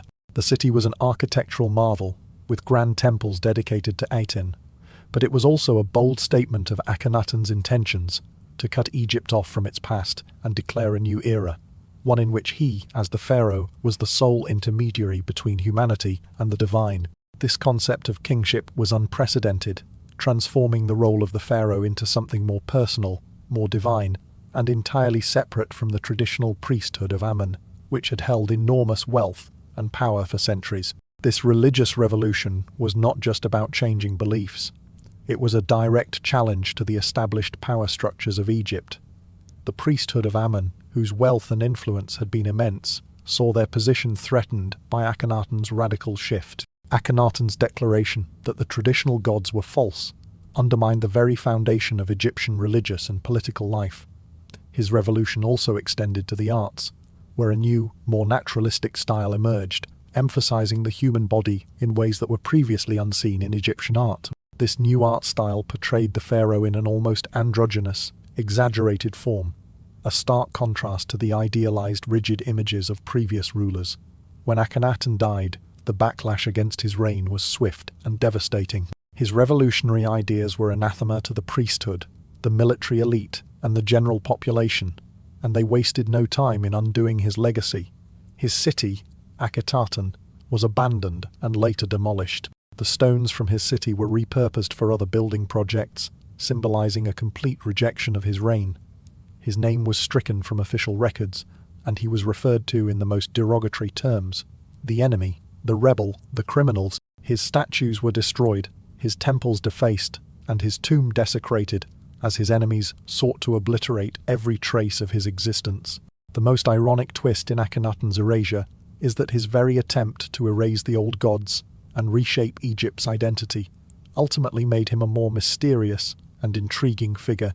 His enemies worked so hard to destroy his legacy that they only succeeded in making him a subject of fascination for modern historians and archaeologists. In a sense, the thoroughness of his erasure proved how dangerous he was perceived to be, that his ideas were threatening enough to warrant the complete obliteration of his name and image. Today, Akhenaten is one of the most studied pharaohs precisely because so much of his history was destroyed. The gaps in his record, his almost total erasure from Egypt's historical memory, have made his reign all the more compelling. In the end, Akhenaten's revolution though condemned by his contemporaries, proved too large and significant to be fully hidden.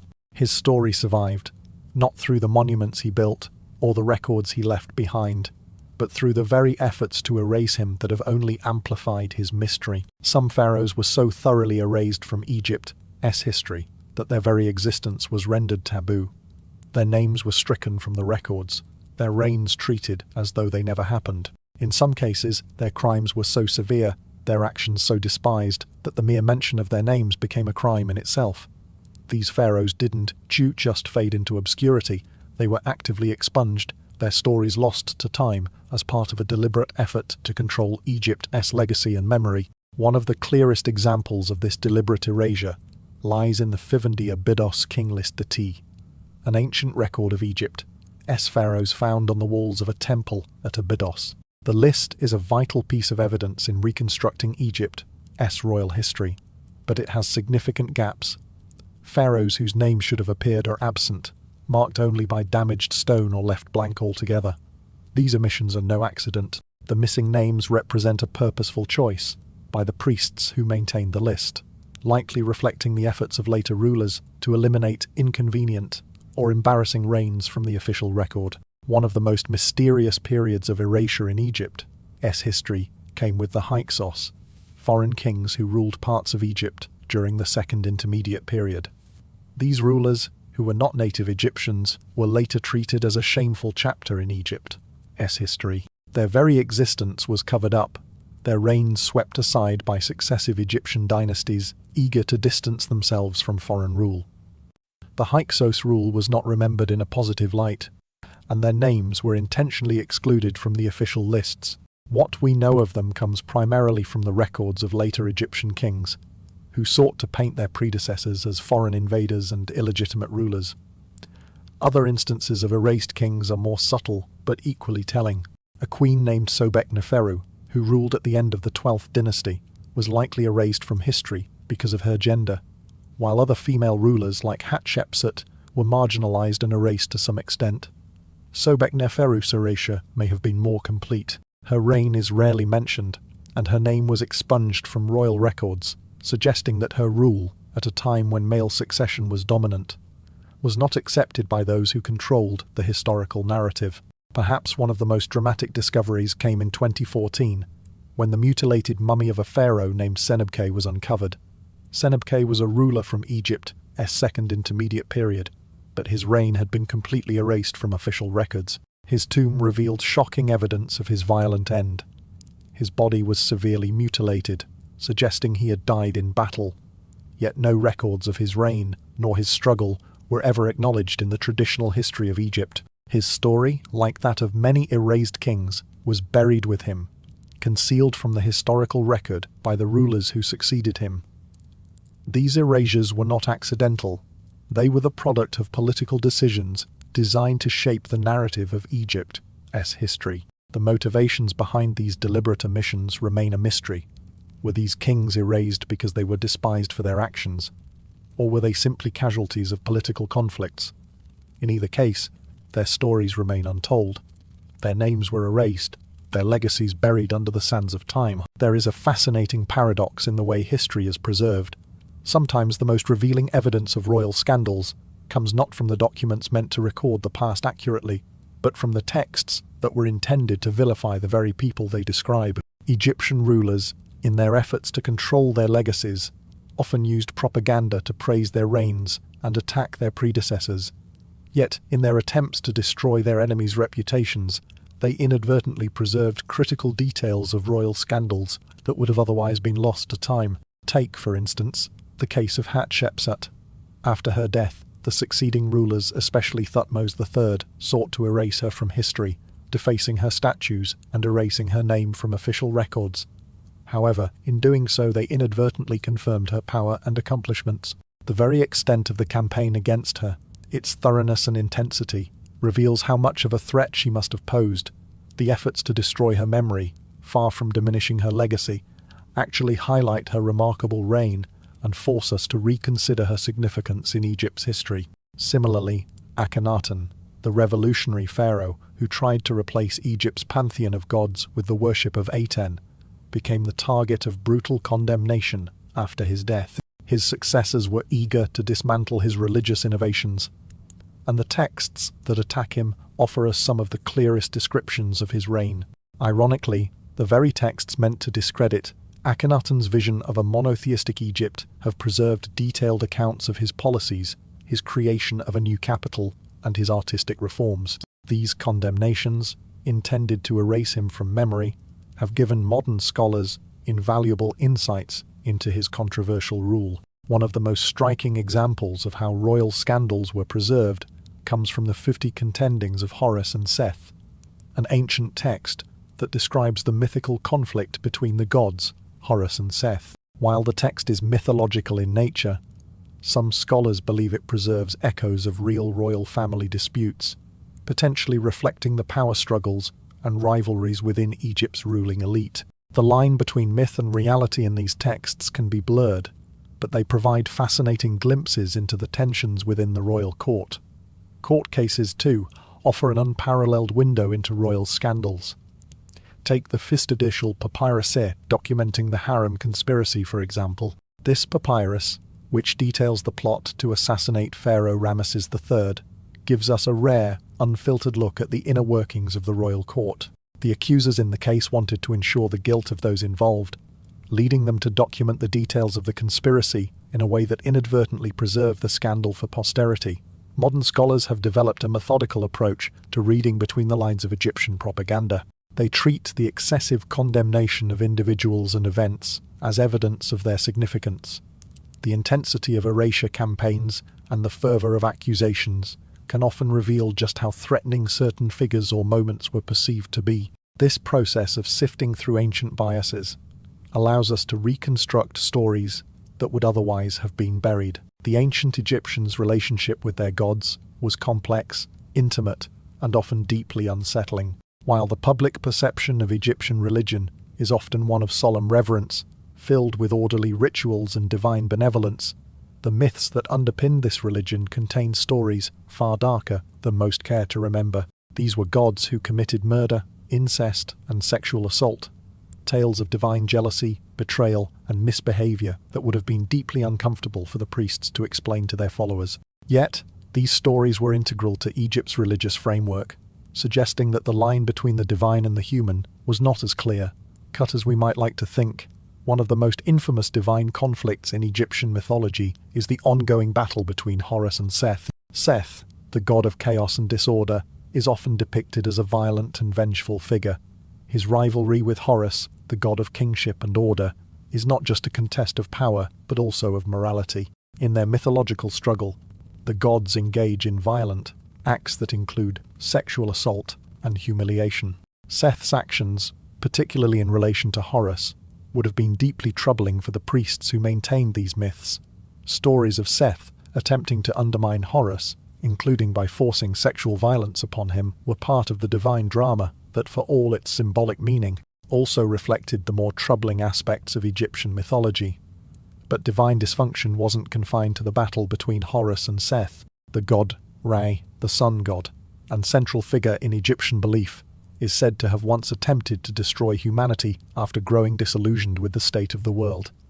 He ordered the goddess Hathor to bring about the slaughter of mankind, but this destruction was only partially averted by a clever plan. To prevent the goddess from carrying out Ra's command, the priests managed to get her drunk on a beer brewed to resemble blood, an absurd and dangerous gamble. This bizarre act of drunkenness and manipulation on the part of the gods highlights the human-like flaws that were attributed to these deities. These stories, with their inherent violence, deception, and dysfunction, were not just mythical tales. They had political implications. Pharaohs, who were considered divine representatives of the gods on earth, often claimed descent from these very gods. If the gods themselves were morally questionable, violent, or sexually deviant, what did that say about their royal descendants? The pharaohs who ruled Egypt often modeled their authority after these divine figures, incorporating the same traits of power, conflict, and at times, questionable morality. Priests of Egypt were fully aware of the darker aspects of these stories, and they carefully controlled which ones were shared publicly. Certain narratives were considered so dangerous that they were kept in restricted temple texts, only to be spoken aloud during specific sacred rituals. To speak these stories in public was forbidden, for to do so would be to expose the troubling nature of divine behavior, and, by extension, question the moral foundations upon which Egypt's rulers built their legitimacy. Egyptian religion was not a simple system of comforting beliefs. It was a complex, often contradictory tradition that reflected, and perhaps even excused, the misbehavior of both the gods and the earthly rulers who were their representatives. In the grand narrative of Egypt's divine kingship, pharaohs were considered the protectors of the gods, the sacred intermediaries between the divine and the earthly realms.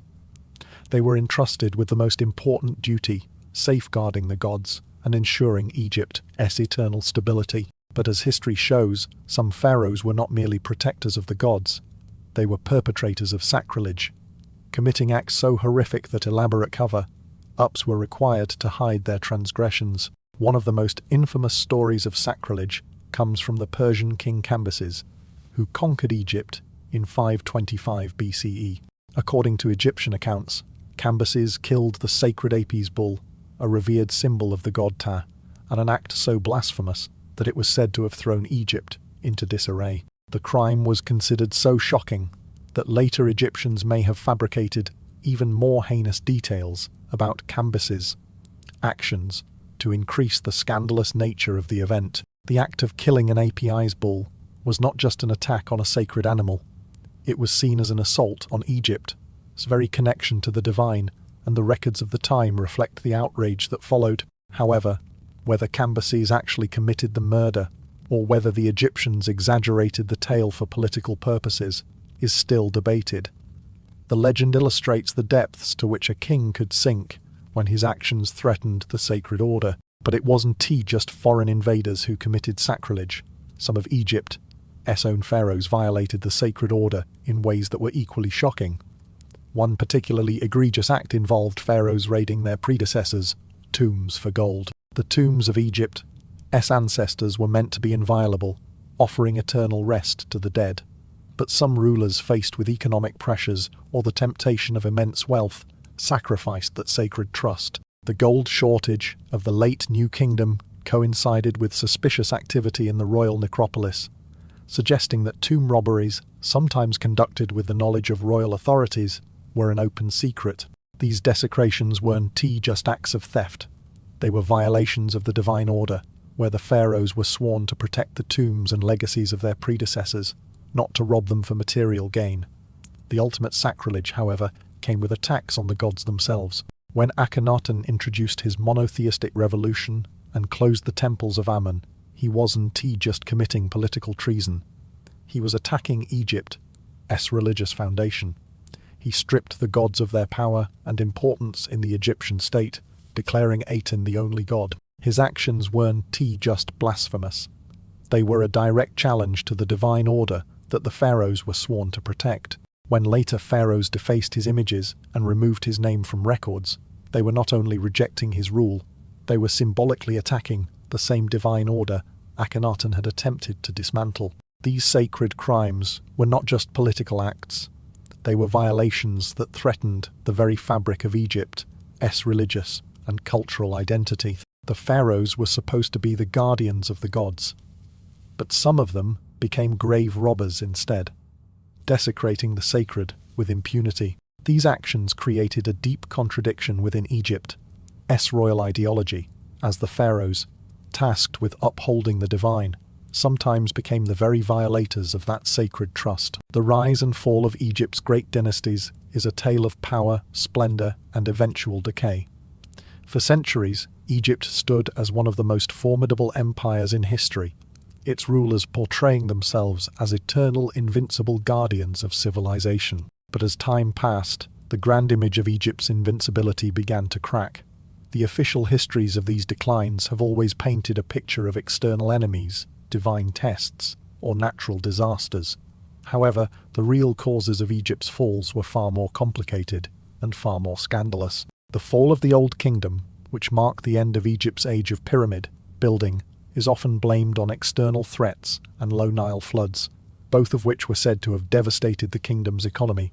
But the reality, as modern evidence suggests, was much darker. The Old Kingdom's collapse was not the result of a sudden natural disaster.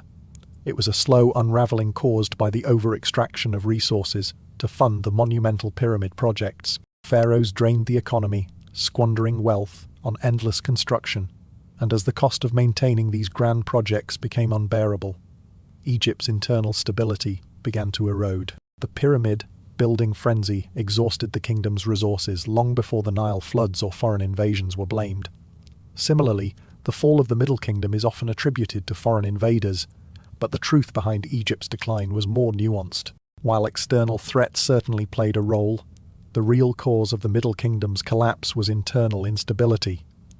During this period, the powerful priesthood of Amun in Thebes began to gain unprecedented influence, seizing control from the royal family.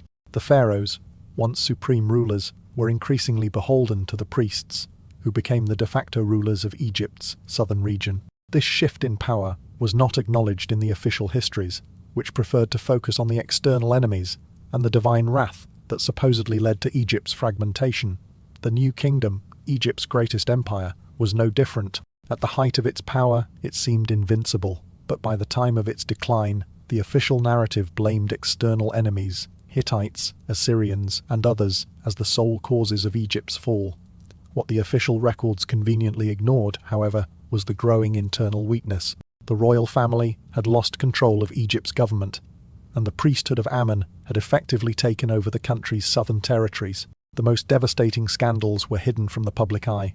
Pharaohs who could not afford proper burials, tombs that were looted almost immediately after they were sealed, and even queens who sold their jewelry to buy grain in the face of famine. The pharaohs had always projected an image of divine and eternal power, but the reality was far from the image they wanted to portray. The priests had the power, the resources, and the loyalty of the people, while the pharaohs struggled to maintain their control. These failures, whether economic mismanagement, loss of political control, or the encroachment of powerful religious institutions, were hidden by the ruling elite, rewritten as divine tests or attacks from external forces, rather than being acknowledged as failures of leadership. This constant rewriting of Egypt's history served to protect the rulers, presenting them as victims of circumstances beyond their control, rather than the architects of their own downfall. After the death of Alexander the Great, his empire was divided among his generals, and Egypt was taken by Ptolemy I, a Macedonian who established the Ptolemaic dynasty. This final dynasty of Egypt, which lasted nearly 300 years, introduced a fascinating and often gruesome blend of Greek ambition and Egyptian tradition. The Ptolemies were foreign rulers, but they adopted many of Egypt's customs and rituals, including the practice of sibling marriage. However, the Ptolemies took this tradition to disturbing extremes, using it not only to secure their dynastic power, but also as a tool for murder and manipulation. While the Egyptian practice of sibling marriage was meant to preserve the royal bloodline, the Ptolemies carried it to a new level of dysfunction. These marriages were often deeply political, with siblings marrying each other for the sole purpose of solidifying power. But the Ptolemies didn't stop at incestuous unions.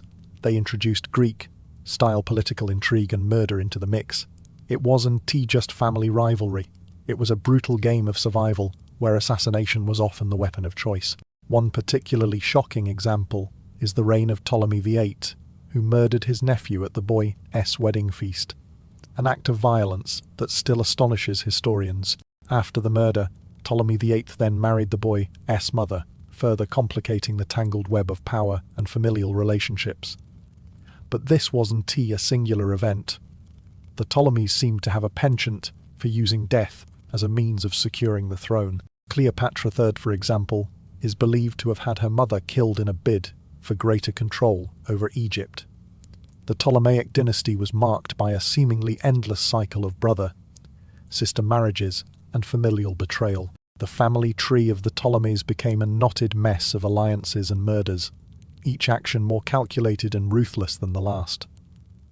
The Ptolemies were not just rulers, they were brutal political operators, willing to do whatever it took to keep the power in the family. What makes the Ptolemies so significant in the history of royal scandal is the sheer volume of written records they left behind. Unlike their Egyptian predecessors, who often relied on oral traditions and temple inscriptions, the Ptolemies were prolific writers. Their actions were chronicled, not only by Egyptian scribes, but also by Greek and Roman historians. This provides us with a far clearer and more complete picture of their royal dysfunction than any earlier dynasty could offer. And then, of course, there is Cleopatra VII, perhaps the most famous of all the Ptolemies, whose relationships with Julius Caesar and Mark Antony are among the most legendary and scandalous in history. The Ptolemies, though, were not just famous for their relationships with Romans. They were also known for the internal bloodletting that kept their dynasty on a razor edge. The tale of their rise and fall is one of corruption, power, and ultimately destruction. For thousands of years, the mummies of ancient Egypt lay in their tombs, their secrets sealed within layers of bandages and wrappings. But with the advent of modern technology, these mummified remains have begun to reveal their deepest mysteries. The science of mummification and the study of ancient bodies has undergone a radical transformation, shifting from macabre Victorian era unwrapping parties, often conducted as a form of desecration, to the advanced CT scanning and DNA analysis of today. These new technologies have allowed us to look past the ancient wrappings and discover the stories hidden within the bones, tissues, and DNA of Egypt's royals. The tools of modern science have unlocked some of the most intriguing details about Egypt's rulers. Take, for example, the discovery of the fatal injury to Ramesses III, which was only confirmed through CT scanning.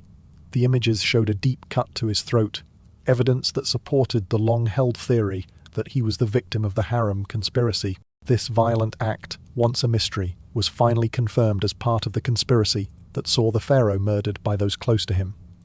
Such discoveries have given us a chilling, tangible connection to the royal dramas that unfolded millennia ago.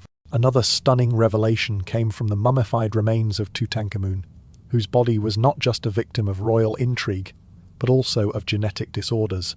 DNA analysis revealed that Tutankhamun suffered from multiple health problems, including a cleft palate and a clubfoot, which would have caused him significant pain and difficulty walking. These genetic disorders were likely passed down from his parents, who were siblings, and would have played a role in his frail and short life. Further examination revealed traces of malaria in his system, confirming that this parasitic disease was a contributing factor to his early death. Another tragic chapter in the boy king's life. But it wasn't just the health of Egypt's rulers that was revealed. Mummies have also shown us the toll that time and royal responsibility took on the bodies of Egypt's rulers. Hatshepsut, one of Egypt's most successful and controversial pharaohs, was found to have suffered from obesity and diabetes in her later years, conditions that likely contributed to her early death. These findings add a layer of complexity to the image of Hatshepsut as a powerful and revered ruler, showing that her reign was marked not just by political struggles, but also by personal health battles that were kept hidden from the public eye. Perhaps one of the most haunting discoveries is that of the screaming mummy, believed to be Prince Pentuer, the son of Ramesses III. His mummified remains display a frozen expression of agony, leading researchers to speculate that he may have been buried alive or left with his internal organs intact as a form of punishment for his role in the harem conspiracy. This discovery opens a window into the brutal nature of ancient Egyptian justice, where even royal family members could be subjected to horrific fates.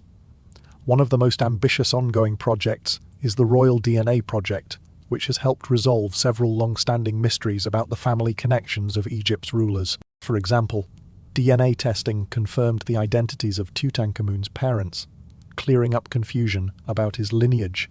However, it also raised new questions, particularly concerning an unidentified mummy known as the Yaounja Lady, whose DNA suggests a possible connection to Nefertiti, the enigmatic queen who ruled Egypt with Akhenaten. The science behind mummification and modern forensic techniques is still evolving.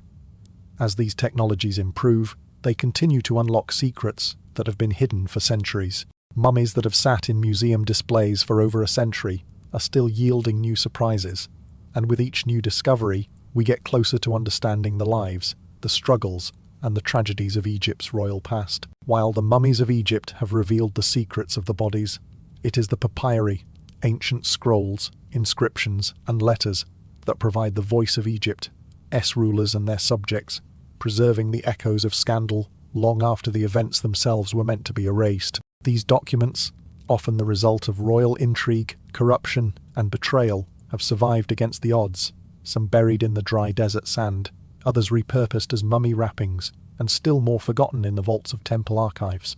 Despite centuries of neglect, fire, and deliberate destruction, these papyri remain invaluable sources, providing a rare and often brutally honest glimpse into the world of Egypt's most scandalous secrets. One of the most famous documents to survive is the Fifindi Judicial Papyrus of Turin, which details the trial of the Harem conspiracy.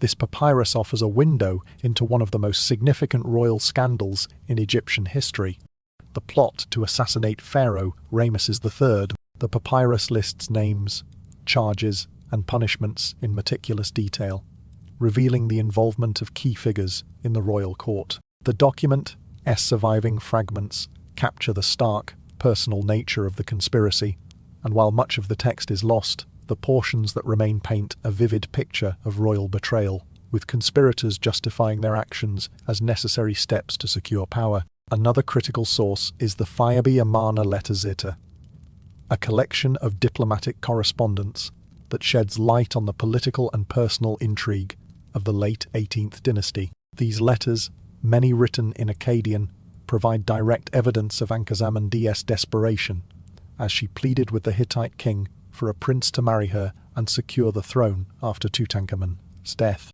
These letters are emotional and filled with a sense of urgency, revealing the vulnerability of Egypt's royal family during a time of political uncertainty. Ankhesemen's correspondence underscores her precarious position and offers a striking contrast to the power and stability the pharaohs were supposed to embody. The tomb robbery papyri are another crucial source of evidence, providing confessions from thieves who violated royal tombs.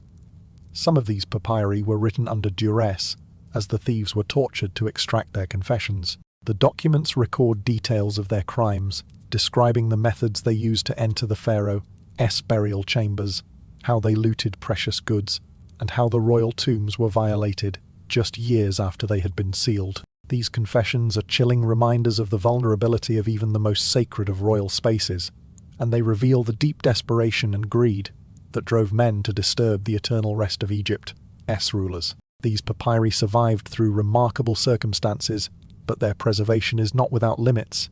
Much of the documentation has been lost, either burned, destroyed, or degraded by time.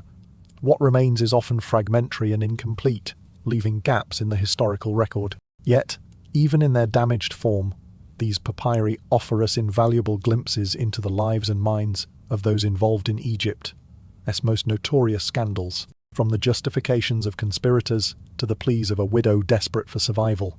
These documents make the past come alive, transforming historical figures into recognizable, relatable human beings. The tombs of ancient Egypt, which were meant to serve as eternal resting places for the pharaohs, have instead become some of the most significant crime scenes in history. The items buried with these rulers, the conditions in which the tombs were found, and the evidence of robbery and desecration have all revealed the shocking truths that Egypt's rulers tried to hide.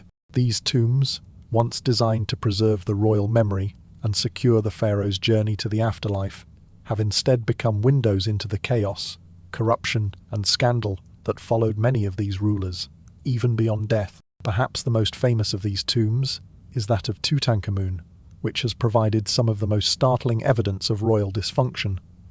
Tutankhamun's tomb was small and seemingly hastily prepared, a stark contrast to the grandeur one would expect for a pharaoh. The tomb was filled with objects that appeared to have been repurposed from other burials, items clearly not meant for Tutankhamun's use. This suggests that he died suddenly, before his proper tomb could be completed. The rush to prepare his resting place, combined with the chaotic nature of the burial, gives us a glimpse of the disarray that followed his untimely death. More disturbing still, evidence of tomb robberies in antiquity is pervasive throughout the Valley of the Kings. Broken seals, scattered debris, and hasty repairs all indicate that Egypt's royal tombs were violated, often within years of being sealed. The officials who were responsible for guarding these tombs knew of the violations, but concealed them to protect the integrity of the royal image. This covered up adds another layer of intrigue to Egypt's royal history, suggesting that even in death, the rulers were not immune to the greed and violence that had plagued their lives. Another mysterious tomb, Kv Siwu, contains remains that have long been debated by archaeologists. The tomb, which was found desecrated, may have contained the remains of Akhenaten, the heretic king whose very name was erased by his successors. The remains found in KVFD were damaged, hidden, and never completely destroyed, providing tantalizing evidence of how the ruling elite tried to erase Akhenaten from history. Though his body was treated with contempt, the tomb itself remained as a silent witness to the efforts to obliterate his memory. Hatshepsut's tomb offers another example of royal desecration. When her tomb was discovered, it was found empty, with the lid of her sarcophagus removed. Her mummy had been relocated and hidden among lesser burials, an act that suggests an attempt to erase her from the official record. Hatshepsut's reign, which had been so successful, was not forgotten, but her image and her resting place were deliberately altered, an act of symbolic violence that reflected the political battles of her time. These tombs, which were meant to be the final sanctuaries of Egypt's rulers, instead bear witness to the violations and scandals that occurred both during and after their lives. The tombs were not just burial places, they were crime scenes. Yet even today, ongoing excavations continue to uncover more secrets. Radar scans have suggested hidden chambers within the Valley of the Kings, areas that have yet to be explored and could contain more royal burials, perhaps adding further pieces to the puzzle of Egypt's royal intrigue and scandal. The story is far from finished. Secrets remain buried beneath the sands, waiting to be uncovered. The search for the truth behind Egypt's greatest scandals is like piecing together a fragmented puzzle. Modern historians and archaeologists have learned to triangulate between various types of evidence to reconstruct the stories of betrayal, murder, and political intrigue that define the ancient world. The key to these revelations lies in the combination of different sources: papyri, tombs, mummies, and medical analyses. Together, these sources form a complex archive of scandal where every piece of evidence serves as a witness, helping us uncover the secrets that Egypt's rulers tried to bury forever. Take, for example, the infamous harem conspiracy, one of the most dramatic and revealing scandals in Egyptian history. This story has been reconstructed through a variety of sources. The Judicial Papyrus of Turin provides a detailed record of the conspiracy trial, listing the names of the conspirators, the charges they faced, and the punishments they received. The papyrus serves as the skeleton of the story, laying out the key players and the crime itself. However, it is the mummified remains of Rameses III that give this story its gruesome conclusion. The discovery of a deep cut to his throat in CT scans confirmed that the conspiracy was successful. The king was murdered by those closest to him. But the story does not end there. The screaming mummy, believed to be Prince Pentua, revealed the tragic fate of the pharaoh's son, whose agonized expression suggests he may have been buried alive as punishment for his involvement in the plot. Medical analysis has further confirmed the nature of the conspirators' punishment, with forensic examinations revealing the methods of torture and execution employed. By cross-referencing these different types of evidence, legal documents, physical remains, and medical analysis, historians are able to paint a detailed picture of the conspiracy, one that is richer and more immediate than any single source could have provided. Yet, for all the evidence we have uncovered, there remain vast gaps in our understanding. Many scandals of ancient Egypt are still elusive, and there are countless mysteries we can only glimpse. The gaps in the historical record are as telling as the evidence itself: what was hidden, what was lost, and what will never be recovered. For every question answered, new questions emerge. Who was behind the harem conspiracy in the first place? Why were certain conspirators spared while others were executed? What secrets did the royal family keep from the public? This uncertainty is an intrinsic part of the process of historical reconstruction. It is not always possible to reach absolute certainty, but educated speculation allows us to form plausible narratives and interpretations of the past. The goal is not to claim final answers, but to acknowledge that history is a complex web of evidence, much of which is still waiting to be fully unraveled. The Ptolemaic dynasty, which ruled Egypt after Alexander the Great's death, stands as one of the most scandalous and blood-soaked chapters in the history of royal power. This final royal line, founded by Ptolemy I, a Macedonian general who seized Egypt upon Alexander's death, quickly descended into a pattern of violence, manipulation, and incestuous relationships. Though Ptolemy I himself was competent enough to establish a stable rule, He laid the foundation for a dynasty defined by dysfunction and depravity. Ptolemy's decision to marry within his family, especially his siblings, set the stage for a dynasty where bloodlines were not just preserved, but often poisoned by incest. This was meant to concentrate royal power in a single family, but it created a volatile and toxic legacy. To further entrench his family's control, Ptolemy I introduced the troubling tradition of naming all male heirs Ptolemy, a practice that would later cause confusion and rivalry within the dynasty. It was a decision that would haunt the Ptolemies for generations, making it difficult to distinguish between heirs and creating a tangled web of power struggles. By the time we reach Ptolemy II, the dynasty had already begun its descent into violence. Ptolemy II married his full sister, Arsinoe II, continuing the incestuous tradition that would come to define the Ptolemaic royal line. This marriage was not just a political alliance, but a reflection of the disturbing familial patterns that were deeply embedded in their rule. The consequences of this incestuous practice would become increasingly apparent as the years went on. Ptolemy IV, one of the most infamous rulers of the dynasty, exemplified the depths of violence and betrayal that had taken root. His reign was marked by the brutal murder of his own mother, his uncle, and his brother. These bloodletting actions were just the beginning. But it was under the reign of Ptolemy VIII, known by the nickname Physcon, meaning the fatty, that the dynasty reached new heights of madness. Physcon's reign became notorious for his shocking and gruesome actions. He murdered his nephew at the boy's wedding banquet, a savage act that would set the tone for what was to come. He then married his nephew's widow, who happened to be his own sister, Arsinoe. As if that weren't enough, Physcon seduced his stepdaughter, who, in an even more twisted turn of events, was also his niece, and eventually married her too. The family became embroiled in a civil war, with the two wives, his sisters, fighting against each other for power. But the horrors didn't end there. In a final act of cruelty, Physcon murdered his own son, dismembered the boy's body, and sent the pieces to his ex-wife as a grotesque birthday present.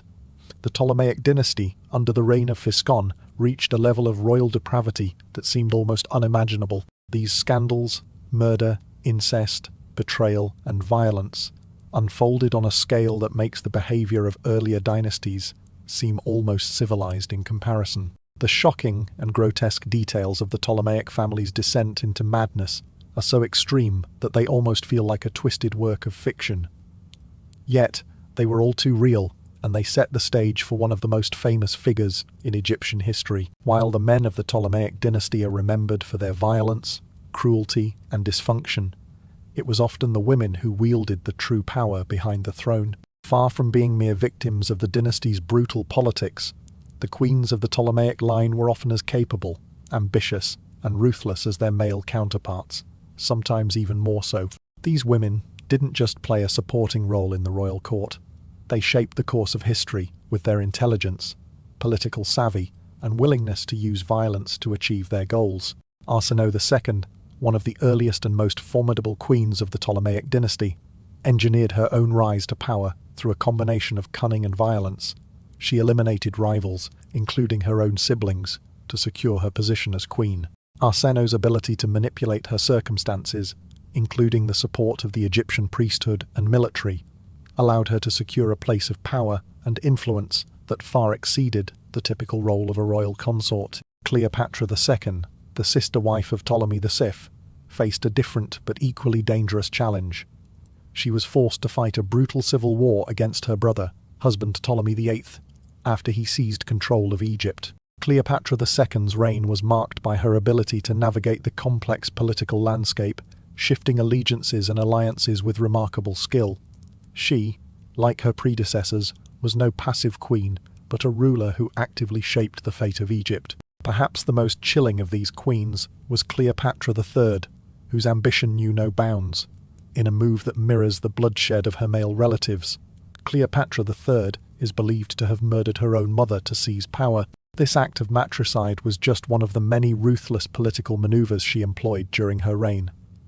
Cleopatra III ruled with an iron fist, using assassination, manipulation, and power politics to ensure her dominance, displaying the same brutal tactics as the men of her family. Berenice III, the last queen of the Ptolemaic line, met a tragically short reign. Despite her intelligence and leadership, Berenice was murdered by her stepson after only 19 days of rule. Her death marked the final act in a long line of bloody royal succession, showing how even the most capable queens could be snuffed out in the chaotic power struggles of the Ptolemaic dynasty. These women were not mere accessories to their husbands' rule. They controlled vast wealth, commanded armies, and orchestrated political assassinations with the same facility as their brothers. Educated in Greek philosophy and Egyptian religion, these queens spoke multiple languages and handled international diplomacy. They were not powerless figures acting at the whim of their male relatives.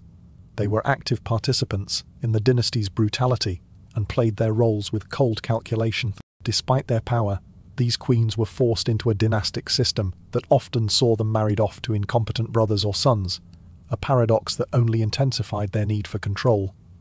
Some took this control through manipulation, others eliminated anyone who stood in their way.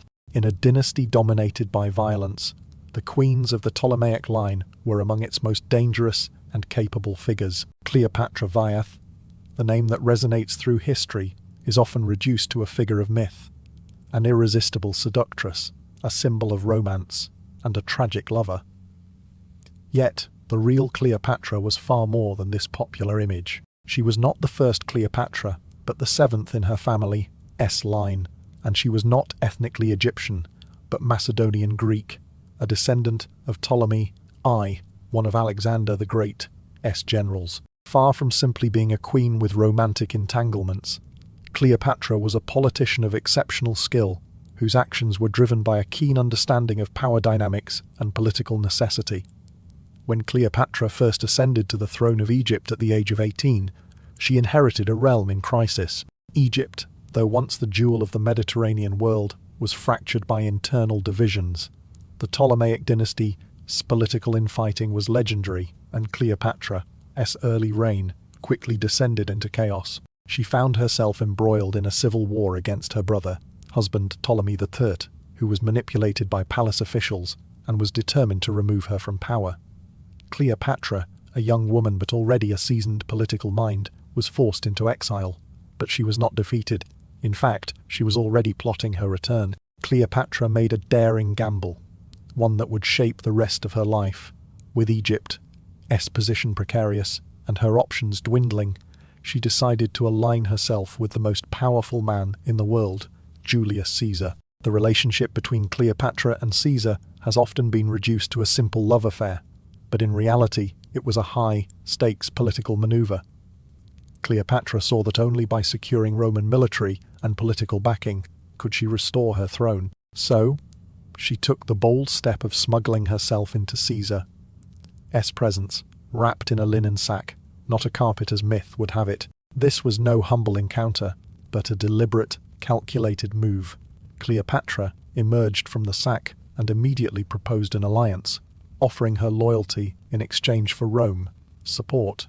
The gamble paid off.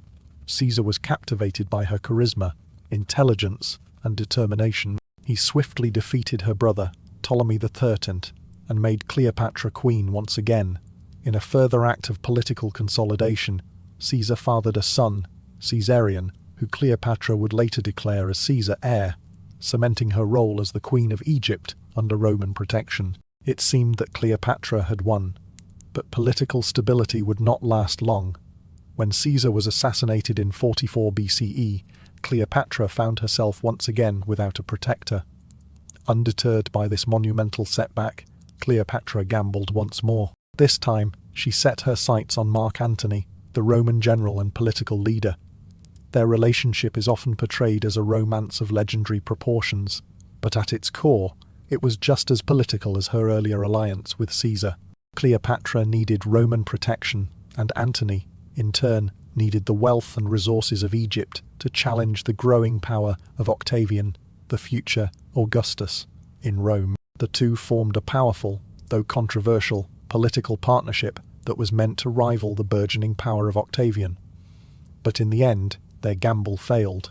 The Battle of Actium in 31 BCE saw Antony and Cleopatra decisively defeated by Octavian's forces, and the dream of an Egyptian-Roman alliance crumbled. Cleopatra's efforts to seduce Rome were ultimately unsuccessful, but her ability to challenge the political order of the time was extraordinary.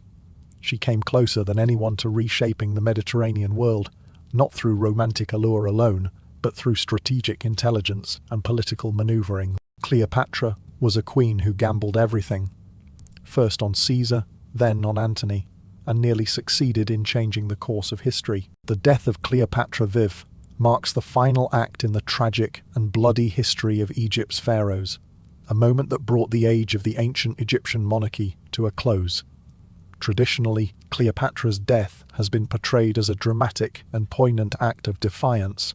After the defeat of her lover, Mark Antony, and his subsequent suicide, Cleopatra is said to have allowed herself to be bitten by an asp, a cobra, choosing to die by its venom, rather than face humiliation as a captive in the triumphal parade through Rome. This romanticized version of her death has endured for centuries, but recent scholarship has raised questions about its accuracy.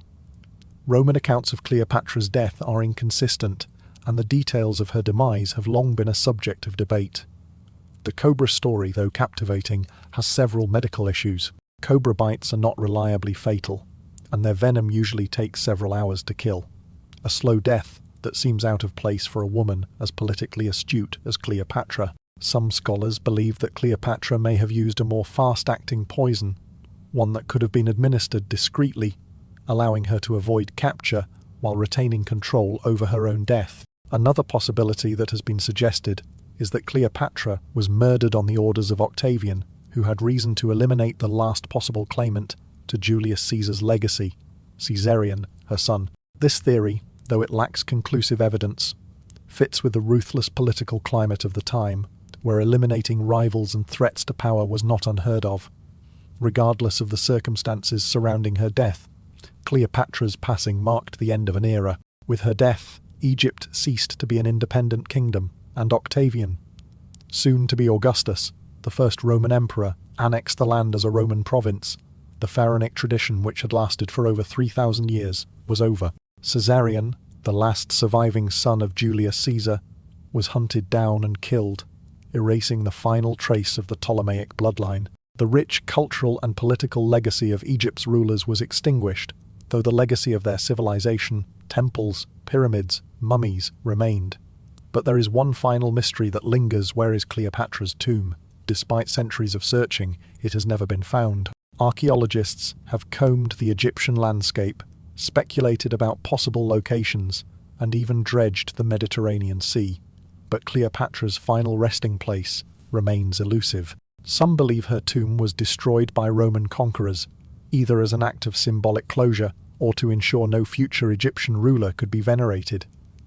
Others believe it could still be waiting to be discovered, submerged beneath the waters of Alexandria or hidden beneath the sands. Cleopatra, the last and most famous of the pharaohs, took with her the final secret of Egypt's royal lineage.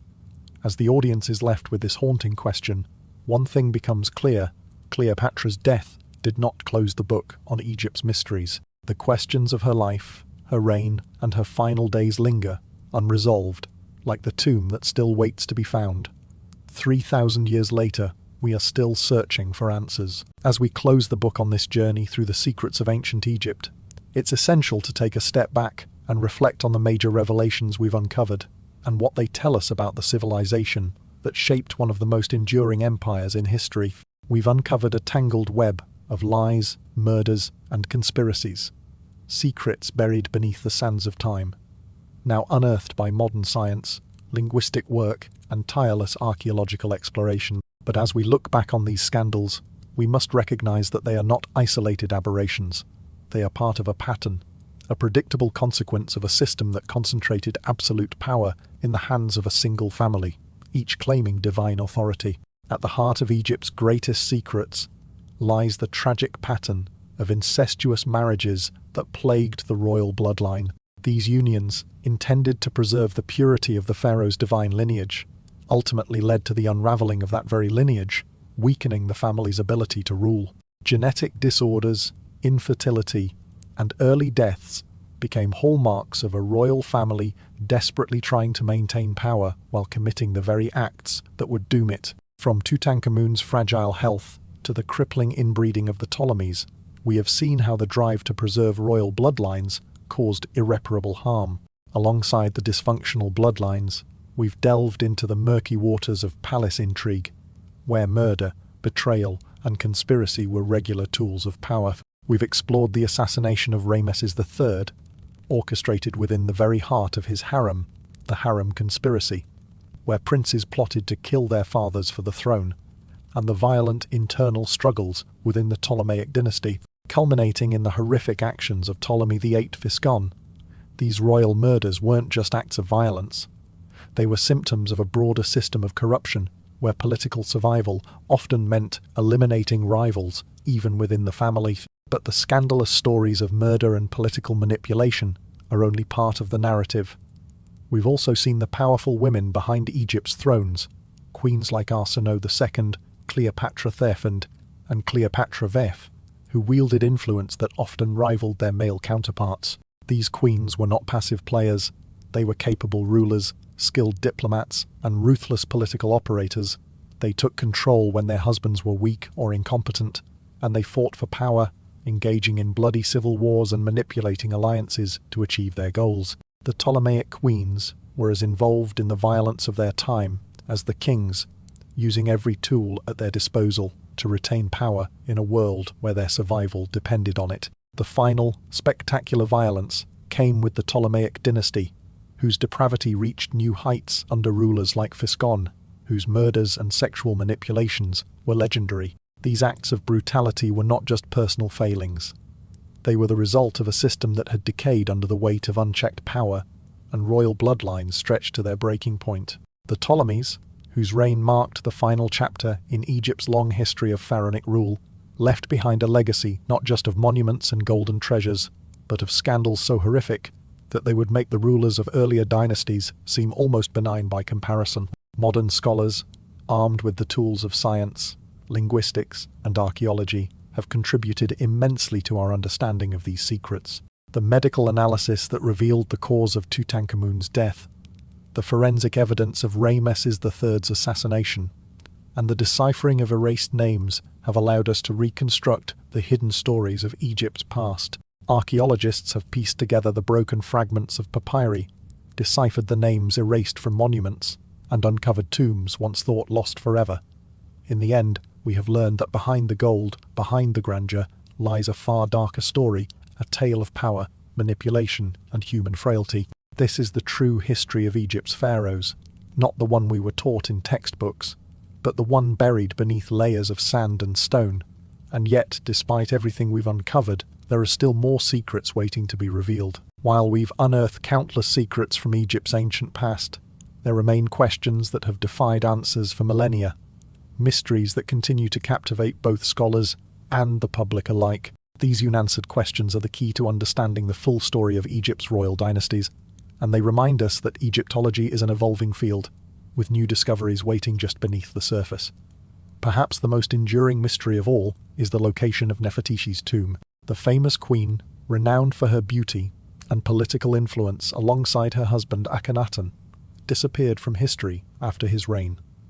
But where is she buried? While some scholars believe her final resting place may lie in the Valley of the Kings, others suggest that she may have been buried elsewhere, perhaps in the hidden chambers near Tutankhamun's tomb, which have been detected by radar. Despite numerous excavations, Nefertiti's tomb has never been found, and her fate remains one of Egyptology's most tantalizing puzzles. Closely tied to Nefertiti's mystery are the missing royal mummies. Over the centuries, many royal tombs have been looted, and several mummies are believed to have been stolen, hidden, or lost altogether. The whereabouts of several prominent pharaohs' mummies, like those of Akhenaten, or even the fate of his daughter, Ankhesenamun, are still unknown. Where are these mummies, and why have they been hidden? These questions continue to spark fierce debates among archaeologists and historians. Equally intriguing is the mystery of Akhenaten himself. Why was his name so thoroughly erased from Egyptian history? Akhenaten's religious revolution, which sought to establish the worship of the sun god Aten over the traditional polytheistic gods, was a bold move that made him many enemies. After his death, his memory was systematically erased, his statues defaced, his monuments repurposed. But why was this level of erasure necessary? Did it reflect the true depth of his political or religious crimes, or was there something more to the story that we are still missing? More recently, radar scans have detected mysterious chambers near Tutankhamun's tomb, sparking renewed interest in what might lie hidden there. Could they contain the tombs of other royal figures, perhaps even Nefertiti herself? Or are they the burial places of other members of the royal family whose identities have long been forgotten? These unexplored chambers represent a tantalizing lead, one that could rewrite history if they are ever opened. The tools of modern archaeology offer great promise in solving these ancient mysteries. New technology, such as ground-penetrating radar and DNA analysis, has already provided us with answers to questions that were once thought unsolvable. Zahi Hawass, one of Egypt's foremost archaeologists, continues to search for Cleopatra's tomb in Alexandria, a location that remains as elusive as it is legendary. With every new discovery, the picture of ancient Egypt becomes clearer, but still, so much remains hidden. In addition to the search for Cleopatra's tomb, the ongoing analysis of royal mummies has revealed new insights, especially with regard to the genetic relationships between Egypt's rulers. Recent advances in DNA testing have also led to the discovery of previously unknown pharaohs, whose stories are only beginning to come to light. These pharaohs, whose names and deeds were long obscured, add new layers to Egypt's royal history. Egyptology, as a field, is far from a closed book.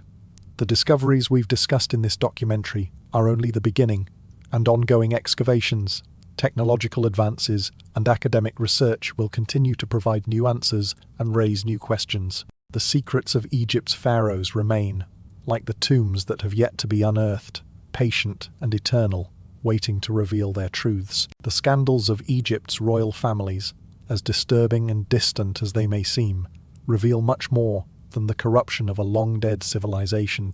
They offer profound insights into the nature of power, family dynamics, and the manipulation of history patterns that transcend time and place, illuminating the ways in which power continues to operate in the modern world.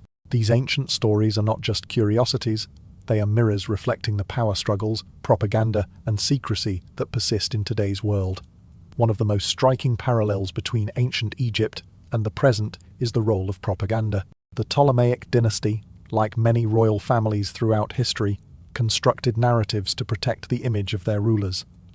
They rewrote history to suit their purposes, erasing inconvenient truths, manipulating public perception, and silencing dissent. This is not unlike the media manipulation we see today, where narratives are carefully crafted to serve the interests of those in power.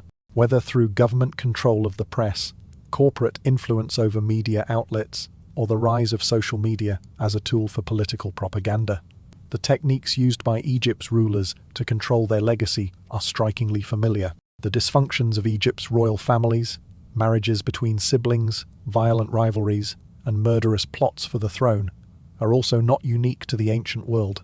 Political dynasties throughout history, including those in modern times, have been marked by similar dysfunctions. The drive to maintain power often leads to personal betrayal, manipulation, and even violence within families.